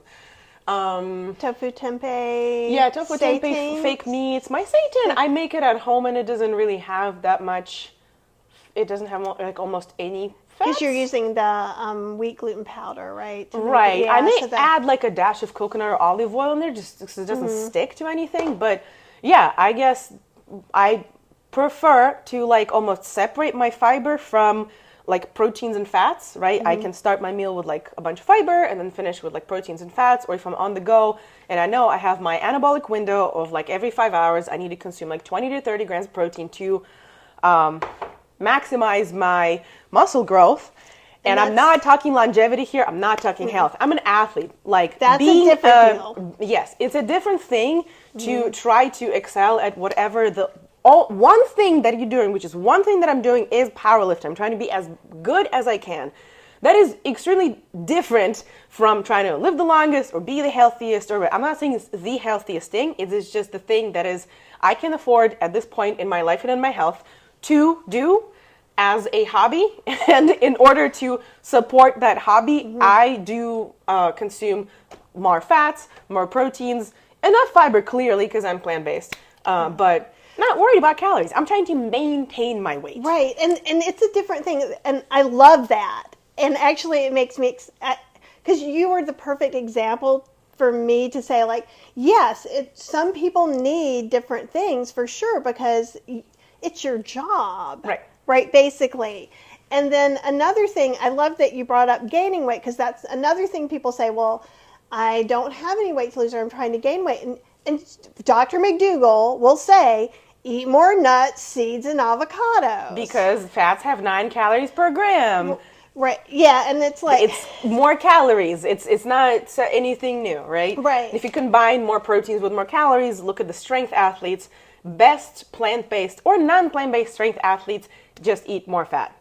They just do. It helps gain muscle. Yeah. And so I think about thinking about this and Brazen Spirituality, if you are just like a whole food plant-based person or a vegan and you choose to eat oil, that's totally your choice. And that's okay. The thing that I'm starting to create more boundaries about on lives and on social medias is that I want you to be real clear that I've never told any of you, you can't have oil. What I've said is we're on a whole food, plant-based, no oil diet. And so what I would like to not necessarily hear from everybody else is you need to eat oil. Oh yeah, we're talking about our own journeys. We're not prescribing anything. We're not dietitians, neither are we doctors. And neither are most of you. So one of the things that in my community spaces, and one of the reasons I love you guys all so much is because there are vegans there. There are people who still eat some meat there, but they don't talk about meat. That's the only rule. No talking about meat in Kathy's Club. But if they want to eat more broccoli and they want my broccoli recipe, yeah. And if you want to be a keto vegan, that's totally your business. And I have no opinion on that. You know, maybe I have a personal, like, I don't want to be that. And I don't think that would be helpful for me. But if you're a doctor and it works out, you know, that's amazing. And Katya wants us to you don't know my lives have been running like 2.5 hours. Do you want some more nuts? Should we put something in the microwave while it goes? I wasn't prepared for this. Okay, let me get her something in the microwave and then I'll finish these because it's just a small leftover. This is not fair. I got ready for an hour. It's time to eat. Here. Okay. It is such time to eat. The special food oh my I god! I literally just wrote this for Kathy, and she freaked out. Do you see? This is this is a pecan loaf. Amazing. there's not a lot. But you can put some of the butter I gave you on the potatoes if you want to. See? I don't like butter. I don't like greasy. Okay. So I'm just gonna heat this in the microwave, and then you can start eating it. I threw out the gravy when I cleaned out the fridge. Southern woman over hosting. It's I can't let somebody be hungry. It's a combination. Why does camera not focus on me? Your camera doesn't like me. Okay. Okay, here, we'll put it on about here, and then you can get it. Let me get a fork. It's a combination of you being a sweet Southern woman and mom energy. Oh, total on the mom energy. Because I was like, I didn't have time to make anything, and I was like, oh, I've got these good leftovers. So I actually even put them in a thing to warm up for you. Thank you. Okay, now Katya can eat, and we can come back here. So Apple was saying, I think our society has conflated comfort with safety and perceive low-grade hunger as a threat when it's not. No. Discomfort is not always a code red situation. Conscious restraint is good for you. It is good to practice however you do it. Whether you refrain from, constantly being on your phone, or whether you refrain from eating too many calories or dessert or whatever. So I completely agree with Apple. Yeah, and one of the reasons that I like Dr. McDougall's stuff, and the reason I talk about Dr. McDougall is not because I get zero money. I'm paying him money. Okay, so let's be aware of that. Sometimes you just have, when you're starting something, you have to pick which way you're going. Right. We've picked Dr. McDougall for right now. So one of the things is eating all these potatoes and eating these things, they really help you feel full, and they make you feel more comfortable while you're doing this process. That's my experience with it. Might not be yours, and that's okay. Mm-hmm. And the thing is if your experience, maybe yours, is that when I'm hungry, I love to, God, I can't even think, what as a vegan, what do you stuff in an avocado? I don't know. Nothing. Salt. Chickpea salad. Chickpea salad stuffed avocado. Balsamic, okay. Salt, pepper, yeah. Basil, and leave my avocado alone and chickpea suffer from it, please. Okay, I can, for you. Okay, I'm writing the mental notes, the mom notes about what you like and don't like. It's okay. I just like simple foods, I guess. And I like simple foods and complex spices and sauces. Yes.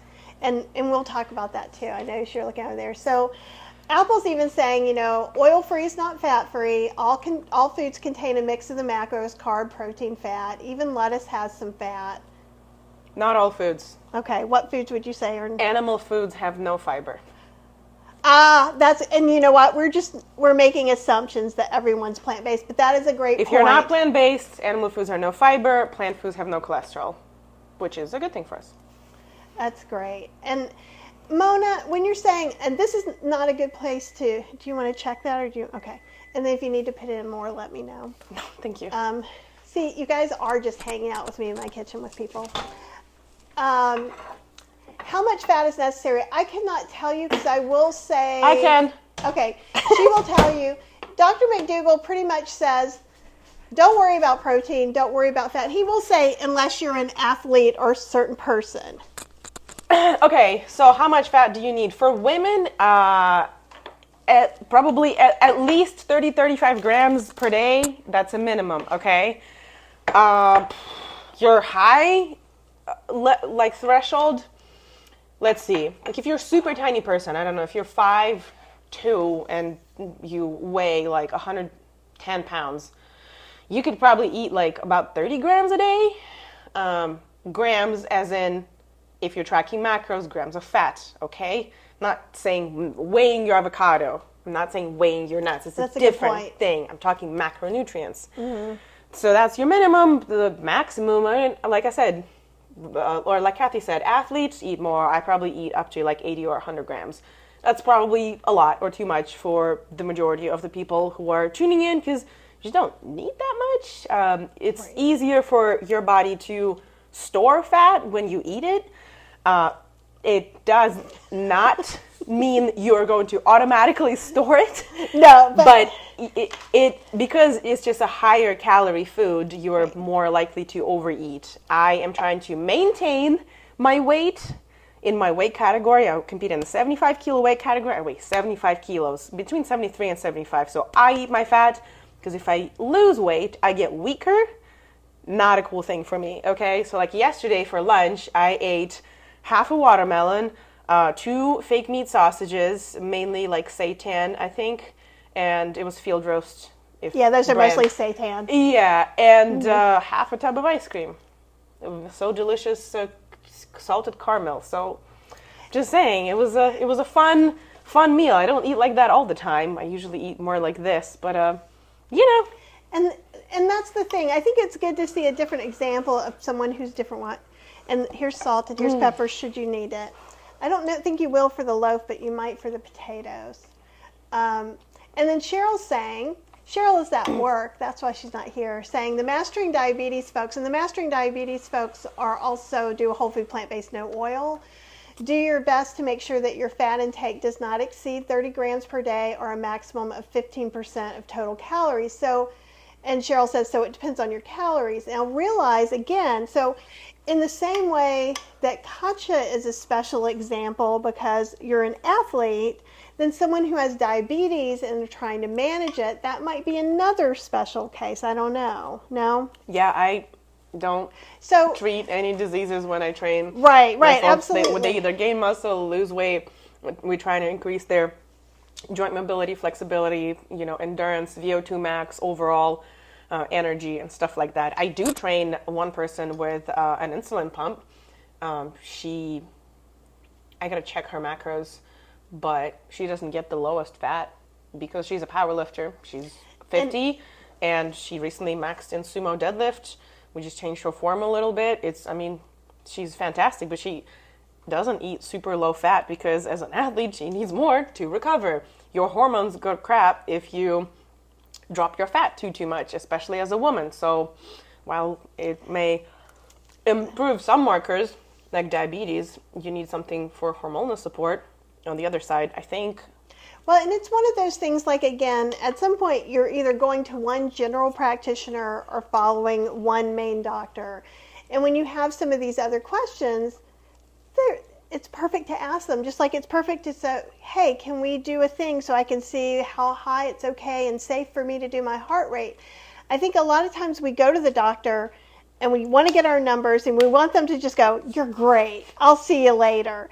And instead of going, because I am that person, I'm like, I've got a little mole thing on my back, and I'm always like, we got to do the mole check. So I'm always like, is it okay? Is it not okay? And I tend to write a little list, even if it's like, because maybe you don't remember what happened 3 months ago. Like, so Cheryl, for example, just went to the podiatrist yesterday, and we went to a thing with Martinez Evans, the 200-pound runner. I don't know if you know him. He's super awesome. I like him. He was at Fleet Feet, and I knew Cheryl really had wanted to meet him, so we did this little walk thing, but Brooks had a thing where you could try their shoes. So I'm like, heck yeah, I'm going to try some shoes, because I used to love Brooks, and then something has changed in my foot, and I thought, well, let's find out. Now I can find out without spending $200, right, to see if I like them or not, or whatever. And after that, her foot felt weird. So she went to the podiatrist. She's like, I'm probably fine. I think I tried the shoe on. I think it maybe just pushed some soft tissue. He's like, with the thing you're saying, let's just do an x-ray. Make sure you don't have a stress fracture. Like all these things you just wouldn't normally do. And she didn't. And he wrapped it up and did some stuff. And he's like, it should be fine. But let's go back to remembering that doctors are there to help us. And they'll tell us, like sometimes I'll ask my general practitioner, well, what about this thing here? Like, because I will ask about anything. And she'll be like, do you want to go see the dermatologist? Because they would know that better. And you know what else having a good GP means is that I'm going to get a recommendation for a dermatologist that suits my personality type. Very important. Right? And so people forget that the GP is there for more than just like, I'm sick, give me my yearly shots and, tell me I don't need to be in the hospital in the next 5 minutes. You need to partner with these people. And if you don't have someone you can partner with, you need to start searching for someone you can, because that's really important. Yeah. I don't have a GP. My OBGYN is my GP. And that's okay for now. I'll tell you mine's awesome. I love mine. She's in Chapel Hill, and she's super cool. She is full, but if you try and get on her waiting list, it's Dr. Stacy Bean. and I find her delightful. Nice. And Apple says, every once in a while, I run a few days through Chronometer just to see if my choices need some rejigging. And I also know that Apple eats more like I've been eating. So it's very interesting. The more we talk about different things, the more things come up that might help other people, which I think is great. And Betsy also says, great advice, thank you. You showing that you are currently wearing looser pants is really powerful. They're so loose. That's actually one of the most liberating things that I found from dance. Like, I do partner dancing, such as blues and fusion and ecstatic dancing. And yeah, you should come. It's awesome. So most people there wear like super loose kind of, I don't know, like, they sit on the waist and then they kind of just go balloon and then they hug you at the ankles. Like harem pants. I don't know what they're called, but I think it's like Aladdin wears in the movie. Harem pants. Or the cartoon. Okay, yeah. Harem pants. So they would wear those pants just so that the movement is not restricted and you kind of like flow in your clothes. And then I saw it and I was like, why the hell am I wearing skinny jeans? I'm never wearing skinny jeans or like tight jeans ever again. Of course, I'm going to wear my own stuff that still fits, but like whenever I buy clothes, I'm just going to buy like looser fitting clothes. It makes you look smaller if you care for that. For me, it doesn't restrict my movement, and since I kind of gain about 1 pound or 2 a year, it works out perfectly because I don't need to change my clothes when I gain a little more muscle every year. Yeah, it's all very interesting too, and I think everything has to be soft and comfortable. Like, so Cheryl and I were looking for some short. Like, actually, what will happen is because we're a little bit different size, so Cheryl's going to inherit all my super cool t-shirts that are too big for me before we just have to decide the next step and what we do. But like, there were some shorts and I'm like, they fit fine, but she wears more of a man's cut. She has more of no hips and no butt, and I have extra helpings. So it's very interesting. So I'll try on this pair of pants that I thought I was going to like. I'm like, yeah, no. She's like, I'm not going to like those. And she puts them on and she goes, these are perfect. And so, I think some of it too is just letting your mind be open. Yeah. I totally forgot I brought this and I was going to share with people. Oh, okay. Well, these are for you. These are from one of my sponsors. Yes, this is from one of my sponsors, Our Nutrition. So, ooh, turmeric! I love turmeric. Yes, the supplements that can help you alleviate inflammation and like anxiety and all of that stuff for me is ashwagandha and turmeric. You can clearly just buy them at the store, but I don't eat that every day fresh. So, and ashwagandha is, I think it translates as horse feet smell. In whatever, in like one of the Indian languages, I think it does. So I tried adding it to my smoothies, but to add enough, like it just ruins the whole smoothie, and so does spirulina. So I just brought you all of these in powders. Oh, I like spirulina. They're not mixed with anything; they're just like raw, herbs and supplements. Yeah, so you can just stick spirulina into like some cold water and chug it because it tastes horrible. And these other two are like in capsules, so you can actually swallow that and not taste the terrible ashwagandha flavor. Yeah. And I love that. Have you ever had hing or asafoetida? Speak English to me. Okay. It's an Indian spice that smells really pungent. Okay. And that is me being super southern. So in other words, it smells pretty foul. Okay. But you take a pinch of it and you put it in food and it's magic. So you have to like double or triple bag it, and you can't store it with your other spices. I'll show it to you after this. Okay. But a lot of people who say they have trouble eating onions or garlic, there's a religion that doesn't eat any onions and garlic in India. Oh, that would not be my religion. But hing, and then it gives it that same kind of yummy layered flavor. Interesting. Okay, so let's get back. Thank you for the food, by the way. It's delicious. You're welcome.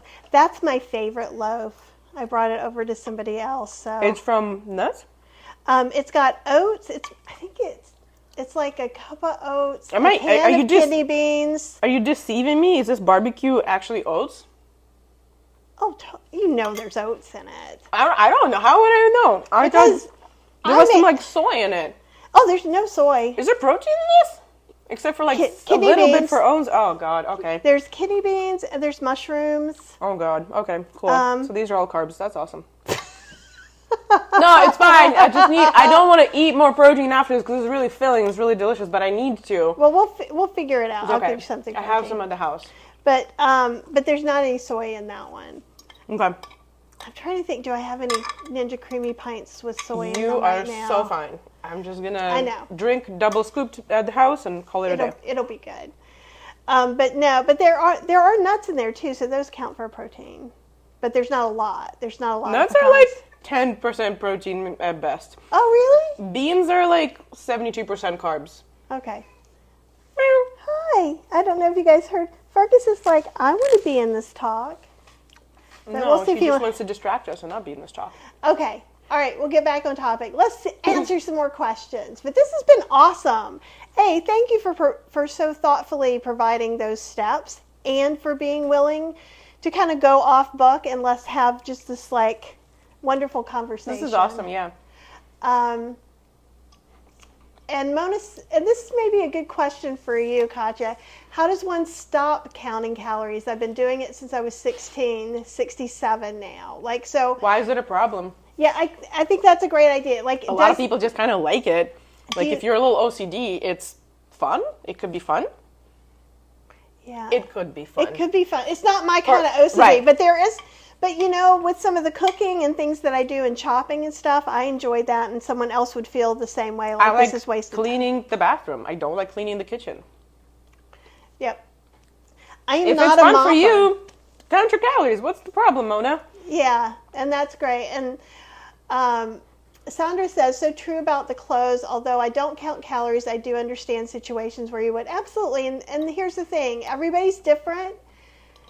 That's why there's 70,000 eating plans of both gaining weight, losing weight, gaining muscle, doing, you know, I was in the hospital. There's all these different things that are perfect for people at that point in time. Yeah. And I think that's the thing too. Here, I'll do it this way. I feel like it's in my face, but it's not. It's not, though. It's just me imagining it is. On counting calories, the important point is that it's rarely necessary. It just provides insight.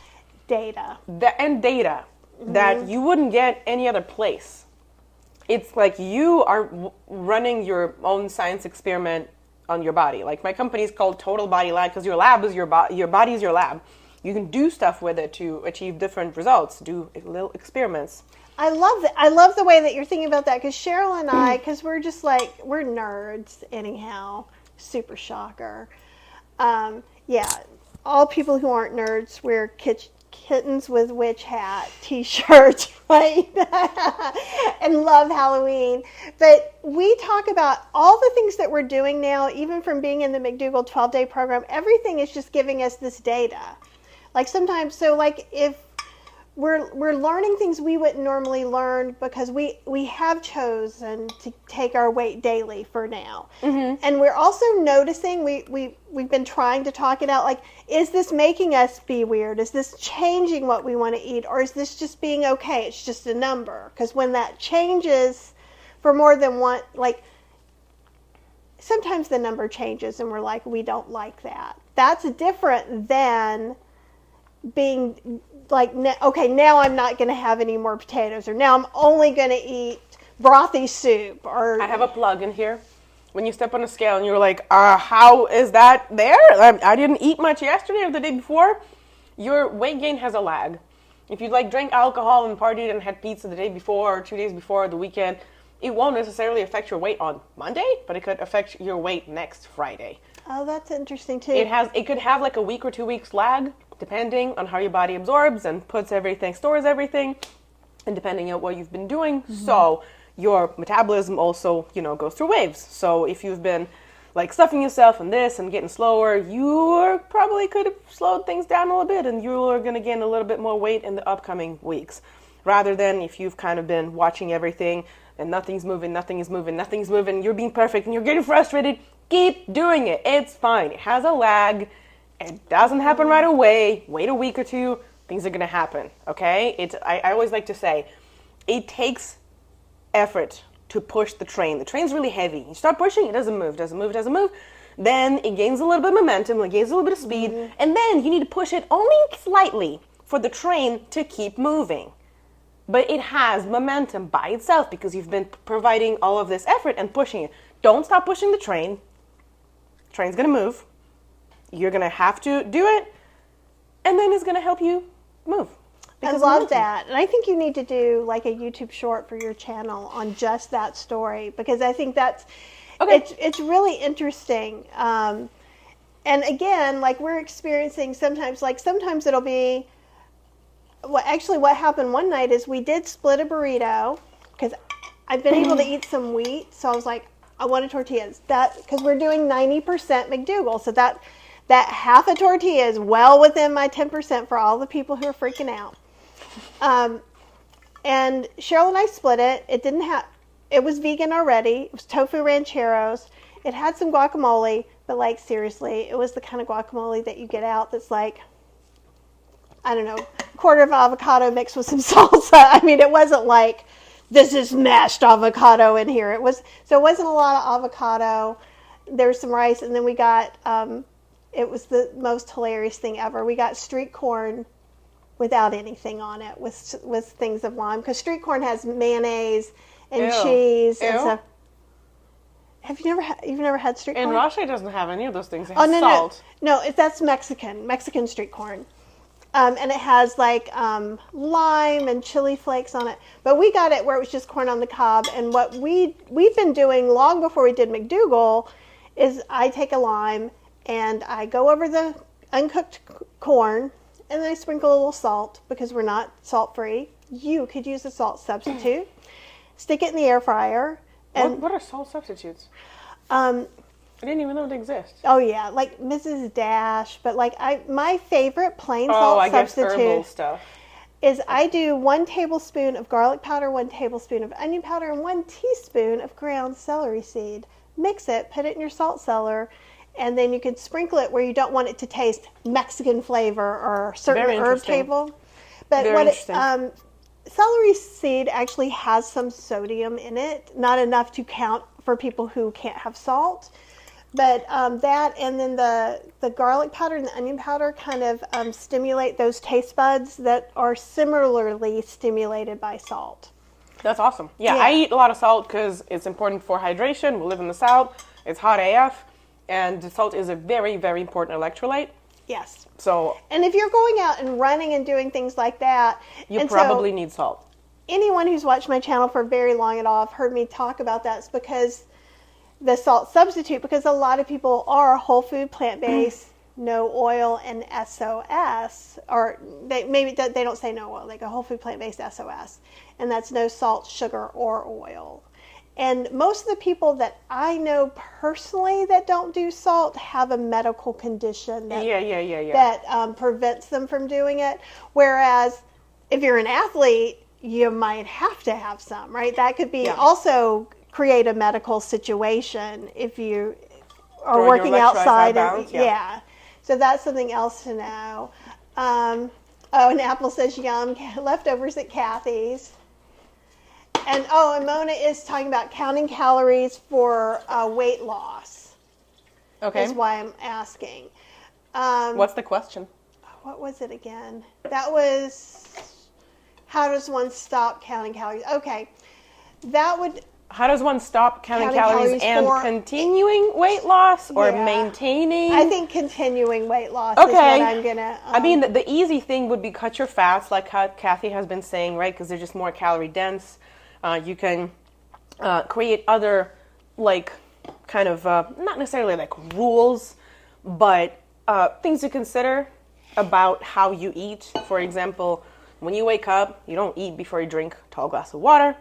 Then after you eat, you wait like at least, 3-4 hours or however long you need. And then like you can eat, or after a certain time you don't eat. Like all of those restrictions are just a way to, I guess, control your calories without counting your calories. So losing weight, the only thing that helps you, that does lose weight, is when you expand more energy than you consume. Mm-hmm. So another thing that you could do is you could walk more, you could do more cardio, you could expand more energy, but consider the fact that like an hour of running or walking is probably 300 to 500 calories. Exercising with weights, 100, 120 calories maybe for an hour. And I'm talking like athletes like me. So you need like, because I'm doing like a rep and then I'm resting. I'm doing 10 reps and then I'm resting. It's a small muscle, the amount of work for me to do 10 curls on my biceps rather than move my body over distance, such as cardio, is so much smaller. So people normally overestimate their calories for exercise. It's easier to control it with your eating. And that Dr. McDougall does have a saying that, and he does mean this in the most general of ways, which he says you can't out-exercise a bad diet. And I think you can't out-train a bad diet, you're kind of saying the same thing. Exactly. You might be able to. I know I can't. So I think that's why I said I think it's normal, normal non-athletic people. And Mona, I think that you also do some of Chef AJ's stuff. So if you want to, and she does not count calories either. So Chef AJ's diet, she started with doing Dr. McDougall, which is just pretty simple: whole food, plant-based, no oil. Try not to have more than 10% soy, just because it's high in fat. That's kind of his main way of eating. Certain things change if you're trying to lose weight. On top of that, Chef AJ has some allergies too. So I've made recipes particularly for her. So she can't eat beans. Oh. And she doesn't do nuts, seeds, avocado.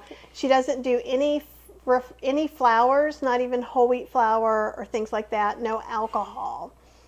And she works with a specific population, oftentimes too, who identify as food addicts. So that's, Dr. McDougall seems to kind of be like, maybe it's a thing, maybe it's not a thing. So people that feel like there are certain foods that trigger them to do things, much like maybe weighing yourself might trigger some body dysmorphia. So it's a whole different thing. But for Mona, I would really look at who you want to follow, how that's working for you. If it's not working for you, and I'm a little surprised that you are counting calories regularly, because if it's bothering you, that bothers me. If it doesn't bother you, it doesn't bother me at all, because it's just more information to have.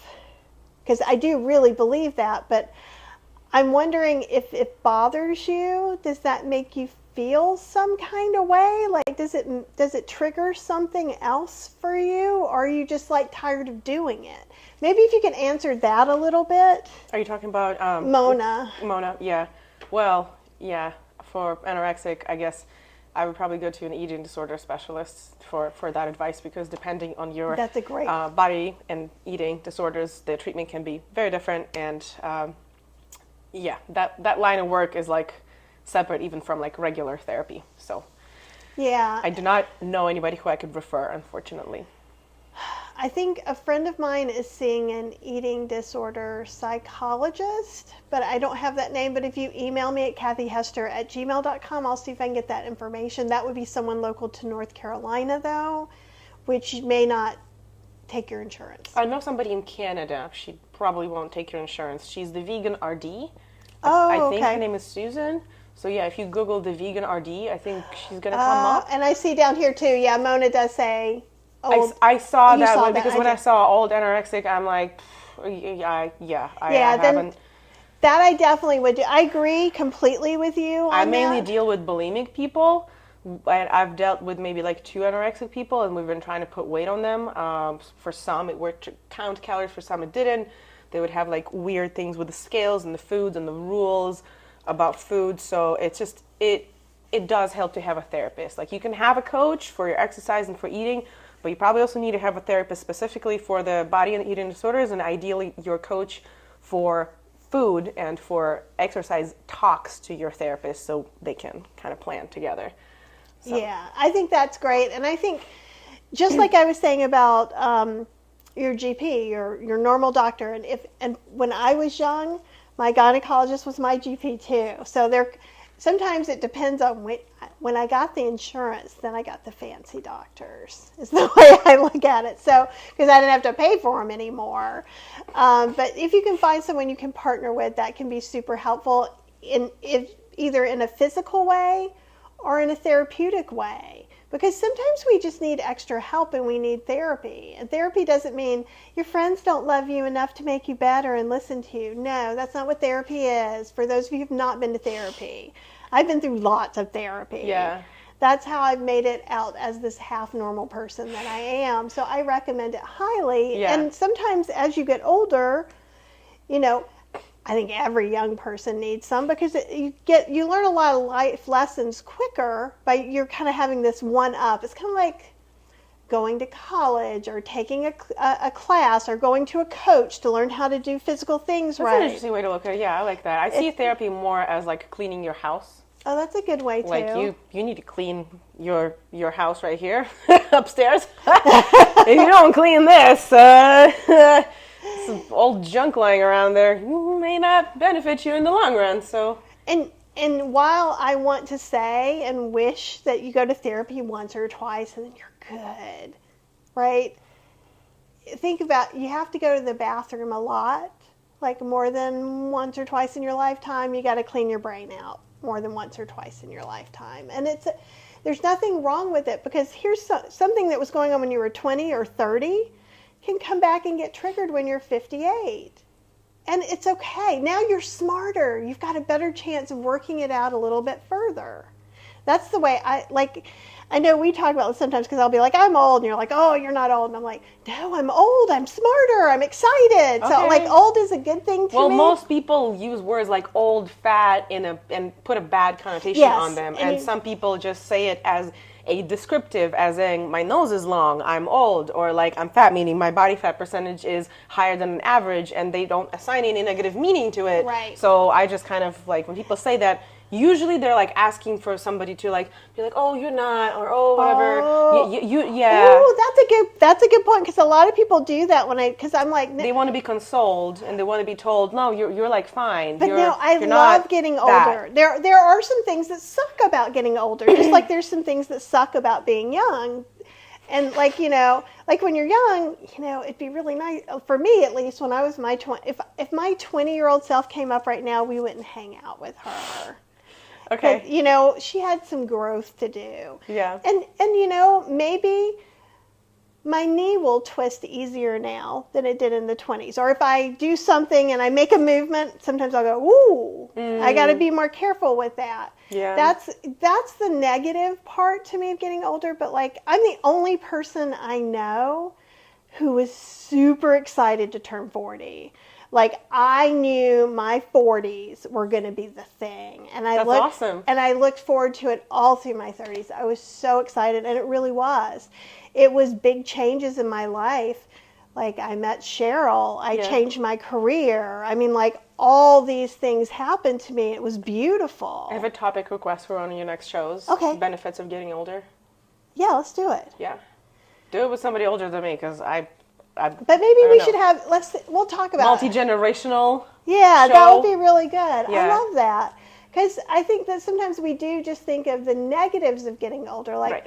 yes, I do have to pay more money to see more doctors and have more labs, but that's also really great information that I have that I probably could have used in my 20s too. Yeah.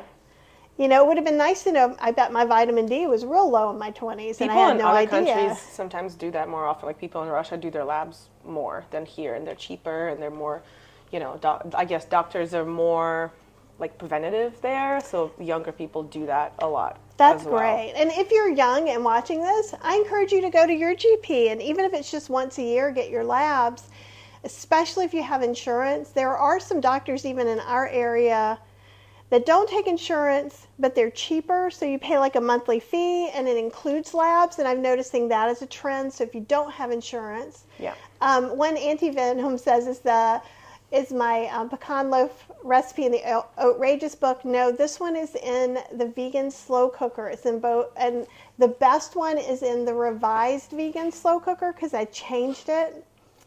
In the old one, there was like TVP and oat bran and things that weren't, because there's nothing wrong with it. I want that one. It's just most people don't have those in their kitchen. TVP? Who doesn't have TVP in their kitchen? Most whole food plant-based people don't. Is it whole food plant-based, TVP? It's on the cusp. I consider soy curls whole food plant-based because, Yeah. but I have to do a little more research. There's some controversy about TVP. Cool. You don't need to do that research for me because I don't care. I'm going to eat it anyways. And as you should, you're not having any issues with it. I'm not, and once again, I'm not here to tell you what to eat or you what to eat. Right. However, if you're trying to eat like a whole food plant-based and you're like, wow, I really miss cheese, I'm like, I can help you. I'm a recipe developer, right? I'm not a doctor or anything like that. I would never tell you that. The Shrinking Shadow says, for someone with a lot of body fat to lose, that's a great name, isn't it? Is it best to add no fats to your diet or small amounts? And it's... Sorry if you already answered this, I just got here. Yo, no fats are dangerous for your hormones. Oh my God, they're so dangerous for your... and no fats is brain. Different than no added oil too. Correct. So you did miss, so I'm going to just go back for that and then you... So... A whole food plant-based no oil diet means no added oil. It is not a no fat diet. Like my friend has fat-free vegan and she gets a lot of weird questions because a lot of people do call this diet a fat-free diet. But it is not without fat. There are fats in oats. There's fats in beans. And fats like a tiny amount. Nuts. If you're eating nuts, if you're trying to lose weight like me, you might not eat nuts right now, but I would be shocked if I'm not getting enough fat just from the sheer amount of oatmeal that I'm eating right now. So what you're going to find, Shrinking Shadow, is that it depends on what path you choose to go down, what answer you're going to get. If you're an athlete, that's when Katya was saying there's certain things, for her that she's doing. I'm doing the Dr. McDougall program, which is a no added oil program. I just searched, just out of curiosity, 100 grams of dry oats have 389 calories, 17 grams of protein, 7 grams of fat, and where's carbs, yo? Excuse me. Oh. 0 sugar, well, clearly. So really, there's true things like that. So if you want to email me, Kathy 66 grams of carbs. Okay. So it's mainly carbs, just FYI, but it has some fat, some protein. Right, and it's about what you're looking to do. If you're looking to balance your macros, like Katya is, that's a different story than if you're looking to follow Dr. McDougall's diet like I am. Then the answer would be different. And so you have to figure out what it is you want to do. There is no generic wrong or right answer, but there's the one that works for you. And so if you're following my channel, you're probably thinking whole food plant-based might be for you. So just, even between the doctors, there's some differences. Like Dr. Esselstyn has a much stricter diet, but he's also working with heart patients to not have like open heart surgery. So if I had a heart disease, he's the person I would probably go to because I'm like, this dude's got it down. Just like when Cheryl was looking that she had diabetes, she went to the Mastering Diabetes people. Mm-hmm. So maybe find out a little bit of like that. Yeah, I work a lot with women who have eating disorders, so my recommendations are not strict. They're a little fluid, but they're more tailored to the person depending on what the person has dealt with. So, yeah. Yeah, so different. And it's not that we're not trying to answer you, but since we don't know your situation, I couldn't possibly we say... answer somewhat. Yeah, we give you choices. And one Anti-Venom, and I love her name, isn't that the best name?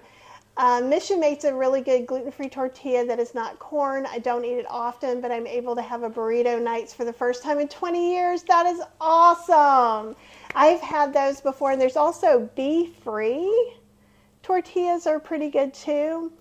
If you're looking for a no oil added tortilla, flour tortilla, that's hard, but Ezekiel, which has the sprouted grains and lentils, has one, and then the Trader Joe's little almond flour tortillas don't have any added oil. The big burrito ones by Siete, S-I-E-T-E, they do have oil.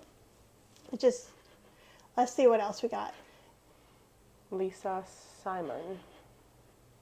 not knowing a general idea of my calories is like not knowing how much money is in my bank account before I spend it. And see, that's totally valid. You have a calorie budget. That is correct. If you overspend your calorie budget, you put on weight. Right. And I think it's just one of those things like you were saying, you like to clean the bathroom, but you don't like to clean the kitchen. Yeah. And like, I don't like vacuuming. That is totally Cheryl's job. I hate vacuuming. You've got to take it out. I don't like vacuuming. So there's nothing wrong. And the yellow plant was some little yellow cherry tomatoes that I'm growing out on my deck garden. Yeah, they're so nice. Have some more if you want. I will. I want. I'm hungry. But in the actual thing she was eating, there was mashed potatoes and. They're so gorgeous. Oh, thank you. Where's our camera? I don't think it's gonna focus. There we go. How cool are they? Yeah. And I still have more out there that need to get picked too. Okay, I'll pick your tomatoes. They've done really, really well. I think they taste really good too. I got them at the Raleigh Farmers Market. There's a guy who does his own hybrids of tomatoes.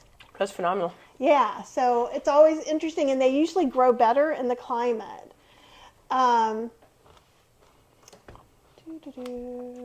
Ashwagandha is an adaptogen. That's true.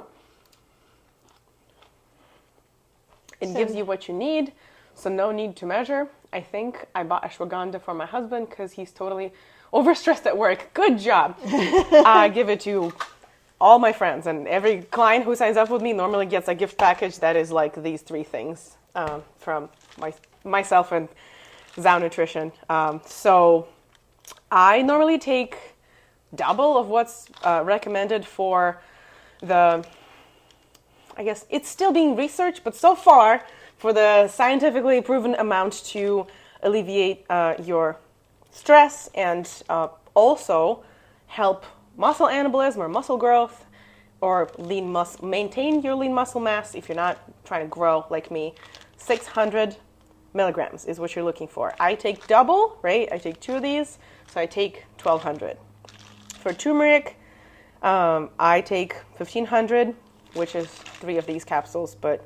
Do you take them every day, or do you take them... Okay. Yeah. Because I do have... What is it? Is it curcumin? It's turmeric. Turmeric is curcumin. Curcumin is the right word. And so... This one also has ginger and black pepper for absorption. Yeah, that's even better. Because we've been drinking... I do a lot of ginger turmeric tea with some black pepper in it. And this one has some adaptogen blend on top of ashwagandha just to help it absorb as well, like reishi mushroom and fermented stuff. And yeah, this is nice. I like it. Oh, that's cool. I like it too.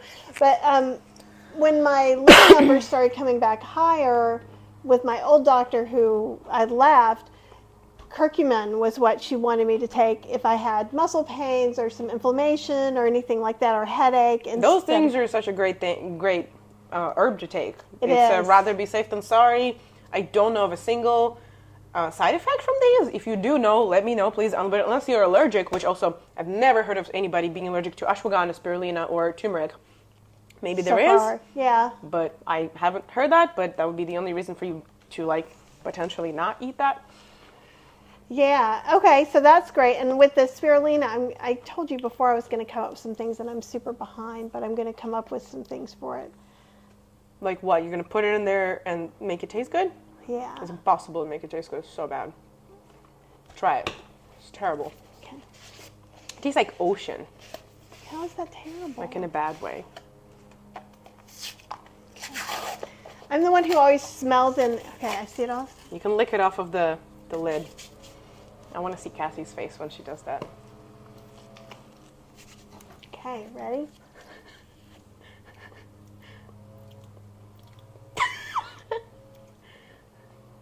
Totally make that taste good. How? That would be good like in a tuna salad to give it that. Because the thing is, it's not so... I would gag. I swear. I'm not just being nice about this. See, look. This tastes like seafood, seaweed, fishy. Yeah, it tastes like seaweed. Oceany something. Yeah, I think in any... Ooh, someone was asking me to make a clam dip. And I was thinking you could use soy curls to make a clam dip. We could do an oat cream and put a little bit of this in there. You must send me the recipe, and I'm here to try the thing that you were going to make with spirulina because I haven't. It's ruined every smoothie that I've ever made with it so far. Well, I don't think we're going to put like 2 tablespoons of it in. I think like if I did a whole can of jackfruit, I'd probably start with a quarter to a half. I'd start with a quarter, assume I might go up to a half teaspoon to make it taste a little bit fishy. Okay, let's finish this up. Yes. And Kathy's saying different things. Different things trigger different people who thought, oh, it's not going to your screen.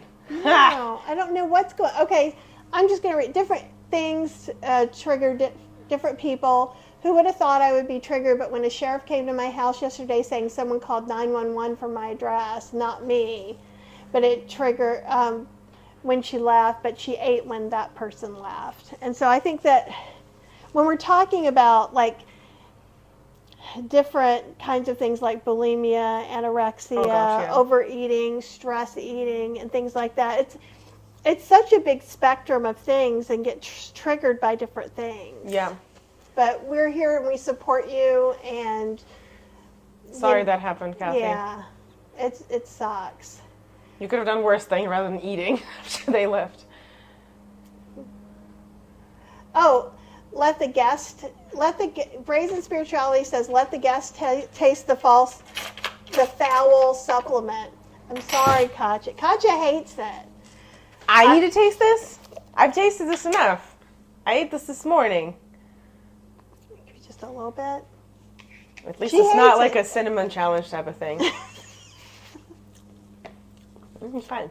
I mean, it's not tasty, but like I put it in the water, quickly spoon it, and squeeze a little lemon juice in it. And if it's cold water and a little lemon juice, I can just chug it like a shot and chug some water. How much do you put in it though? Like a tablespoon? Depending on my mood. Yeah, a teaspoon normally. So it has a scoop in there. That's about a teaspoon. This is 3.5 grams. So let's look at if I see the scoop. So yeah, and I'm not saying I recommend it. So you're saying let the supplement Kathy recommends. No, she just brought it to my house. Yeah, I brought it for Kathy so it's not to try, and I recommend it, not Kathy. So I'm just letting it. That is at least a teaspoon. Might be a teaspoon and a half. Yeah. So that's a significant. And you're just using a small cup of water. I'm using like a tall glass with a little bit of water, so it's like a you're shot making amount a real of shot. water. Okay, that would taste nasty. Because if I spread it over like this much water, the whole thing is going to taste nasty. So I just try to take a shot of that and then chug normal water after. And see, there used to be some drinks I had with spirulina years ago that I used to drink a lot that I liked. Okay. So, but I also have blue spirulina if you want to create things with it. Yeah, I should have brought that. Okay. Oh my God, I want blue spirulina so bad. I'll bring you. And I haven't been able to find it anywhere because I can make beautiful food with it. Yes, you can. Blue. I have red and I have blue. Okay, you're my new best friend now. I'm sorry, whoever was my best friend, they don't have blue spirulina. No. I've been very excited because like I have some blue butterfly pea flour and some different stuff to do things. The only thing is you can't cook with it because if you cook it, it just becomes like brown, normal color. Oh, and Kathy earlier said she would let you taste a thing that was foul. I don't remember that. The Indian spice? Oh, you mean kalanamak. Brazen is mean. Not kalanamak, you mean... Why does Brazen want me to suffer? I don't know, but where's my steppy stool? I can reach for things if you need. Okay. Do you need me to reach? Oh, I think I can get it. Okay. Oh boy. You don't have to taste it. It doesn't taste as bad as it smells. So get first smell. Okay. It's in double bags. Yeah. Okay.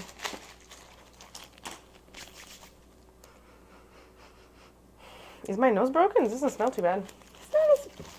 It's not as bad as it sometimes smells, but it will make all your spices smell this way. Okay. I've had stronger, but it's just hing. And it's delicious in food. It just has a very pungent smell. I mean, if she's going to do it, she may as well. Okay, Brazen asks us to taste this. No, it's not nice until it gets cooked. So no, don't do okay. it. Don't do All it. right. No. Brazen, we'll cook something with it next time, and then I can taste it, because I guess that's the point. No, you had to already taste the thing you don't like. I draw a boundary. Okay, so we have been talking about all kinds of stuff today. Right. Katya has indulged us in having, sometimes we agree on things, and sometimes we don't. And we are setting an example. Kathy has indulged me on fake oat loaf with barbecue sauce and mashed potatoes and her tomatoes from the garden. And do you want to recap the things we talked about? Yes, I would love to do a recap. So for folks who have been late to the beginning of the show, we have been talking about improving quality of life and increasing quality years, longevity. Even though WHO recommends 150 to 300 minutes of moderate intensity cardiovascular exercise throughout the week, you can also do 75 to 150 minutes of intense exercise, so you can cut that amount in half. Even though most people over 40, they just don't even consider starting doing anything like that, because that just seems like too much to them. Even though if you break it per day, it's like 10 to 20 minutes a day. However, to get a 39% decrease of risk of any cancer and 48.5% cardiovascular disease risk of death, you only need to do 3 to 4 minutes of intense exercise per day, whether that is brisk walking, carrying heavy bags from the store, going up the stairs quicker, just getting your heart rate up. What that intensity is personal to you. Test it with the doctor if you're not sure. And I want to say how much I love that you're saying to, yes, this is a goal, start where you are now, and that when you're talking about 3 to 5 minutes of this really super intense activity, that's such an easy, obtainable thing. Yeah, just put some reminders on your phone, put some sticky notes on your bathroom mirror or something, park your car further, brisk walk to the store and back. Like, when you get mad, just walk faster. Yeah, for the amount of benefits that it brings you, it's kind of a no-brainer to do. Yeah. So that decreasing your calories just a little bit has proven in 30% life expectancy increasing in mice, but in humans, we're not sure how that will affect. We think it will make us live longer so far, so I guess rather be safe than sorry. Don't overeat. Make sure your house or your space has enough air and light, no dust, to decrease headaches, to increase your depth of vision and not just staring at like a thing that is a certain distance from you. Can I add one thing? So we actually got a bunch of air filters for the house, like nice. stands. And now when we go to somebody else's house, we can tell that they don't have them. Oh. Like when I'm here, I don't feel like they do anything, but they do. You notice when it's not that good quality of air. I see. Yeah, that's so awesome. It's interesting too. So if if you're in a place maybe that is old and just is what it is, that might be one way too. But blowing your duct is another thing you probably should do for fire hazard every year. I need to do that. It has so much dust. Does not help our respiratory system. The idea of conscious restraint applies not just to calories, but also to not doing like the easy things, but switching it up a little bit, driving to work a different way, not reaching for your phone immediately when you like have a thing, or brushing your teeth with the left hand to work your brain a little bit more, taking breaks between your work or book or whatever. I'm not so good at that. Right. Me neither. So I usually have an alarm on my phone. So just get up, pet my dog, stretch a little, go outside, move a little. Movement, however you want to do it, dance, walk, swimming, gym. Write in the comments whatever is your favorite way to move, whether you're angry or happy doing it with people, right? Yeah, and I think that since I've been cranky this week, I'm more emphasized on I can be mad and still do things that are good for me. Yeah. Just like sometimes I think too when we get really sad or depressed, that's also a hard time to move through. But like if you want to do all these new things, one of the things I would do Those is... are all small. Yeah, they are all small, and there's nothing... I don't think that they're too much They're to kind do. of like recommendations for whatever fits your life from here. Make a little list, or Yeah. like go on your calendar if it's in a Google calendar, or if you have a Ooh, I paper like that. calendar. Yeah. I was just thinking, like, for me, because as soon as you leave, I'm going to forget half of those. And so, but if I write them down, or if I watch this again and I just Yes. put it, like if you have a paper calendar, maybe where the month is. Yes. And then you can just do a little check mark. Yeah, I did my this and I did my that. Because I think sometimes the hardest thing of adding a new habit is just making sure you're getting it in there. Because if you do it for about a month, Right. it's just natural. Okay, I actually have a huge suggestion for that. Ooh. Go to a like Five and Below or whatever store, Staples, and get those like circles or stars that are different colors. You're gonna write all of these 1, 2, 3 advice that I just gave. 3 to 5 minutes of like intense bout of exercise every day. Clean some dust. Breathe. Take breaks. Do a gratitude journal. Idea of conscious restraint. Whatever it may be. Eat more fiber or air fry your veggies if you haven't had enough. Each of those will be a different color, right? If you have like a calendar hanging on the wall, you get to stick things on it if you did whatever you did that day, so you can see your days filling up with blue and red and green, and like you almost get points. You can like compete with a family member, just have 2 different calendars, and by the end of the month you'll be like, ha! And that's so I get more points. I like that. And right now you probably can get Halloween stickers, and that would make me even just more. Or maybe you can get Christmas stickers if you're a Christmas person, or Thanksgiving stickers. Yeah, I have stickers that are lifting stickers. Lifting stickers count. I think lifting stickers would be great for the movement side. Sure. But yeah, no, that's a great idea. So you guys, thanks for hanging out with us, and thanks for being open-minded and enjoying our civil discourse. Or actually just us being friends, right? We're just being friends, and we don't all have to agree on everything. It's okay. And it's actually the way life is. Right. Katya's taller than I am. So if we go to a store, we could pick like the same pair of pants, and I could be mad at those pair of pants because they're too long for me. And she could be mad at those same pants for them not being long enough. Just remember that too. It's great for us to gather in our great vegan and healthy eating spaces.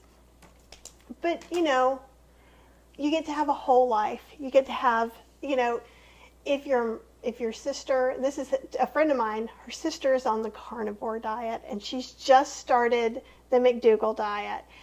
And you know what? They're still sisters. They don't have to agree on that. And here's the thing, the carnivore is never going to convince the vegan to be carnivore, and vice versa, very possibly. Doctors could intervene, but who knows? So just remember, everything doesn't have to be just super easy and agreeable. Sometimes things can still be wonderful, and it's a big, beautiful world, and there's some differences, and that's okay too. All right, so we're going to finish up. This is Katya. This is Kathy Hester. Make sure to subscribe to the Body Lab and go check out TotalBodyLab. Shoot, I'm so sorry. It's okay. The TotalBodyLab, because it's not just any body lab; it's the TotalBodyLab.com. Yeah. And if you have some questions, ask Katya. She's a very nice person. And I have a newsletter that's like once a week normally. Well, and you do Instagram, you do little shorts on YouTube. I think most of your folks would probably enjoy the newsletter because it's like a digest of everything, and so you don't have to be all the places. One a week, and there's like here's events, here's free stuff, here's a good article, and like this is a cool thing that I did, so you can stick it to your carnivore meat eater people and be like, look what vegans do, look. Because she gets harassed. Who, me? Well, sometimes, rarely, like not anymore. Yeah, well, it's just like anyone who's online, like at least like 5% of people are just there to be like, eh. Oh, they'd be key warriors, yeah. If you go on my Facebook page, you're going to see a really funny thing. So I reposted, I made a video of Team Plant Built Vegan Strong going to Mr. America last year and absolutely destroying it. Like, we won so many awards. I think we came out like a second team for the smallest in awards for the smallest team at the festival. That's amazing. But anyways, great vegan athletes reposted that, And they get so many keyboard warriors being like, ha ha ha, if those vegans ate more meat, they could be so much better. Or, oh my God, steroids. And I at the bottom of that, I was like, when somebody was like, yeah, totally could be stronger if they ate meat. Like, oh, I eat meat. And I was like, it's open competition. You can enter it. We're going this year. Freaking come and show yourself. Let's see who's stronger. Yeah. No. What's your point? Yes, and we appreciate you guys being real people. Yes. Asking real questions, and Yes. It means a lot.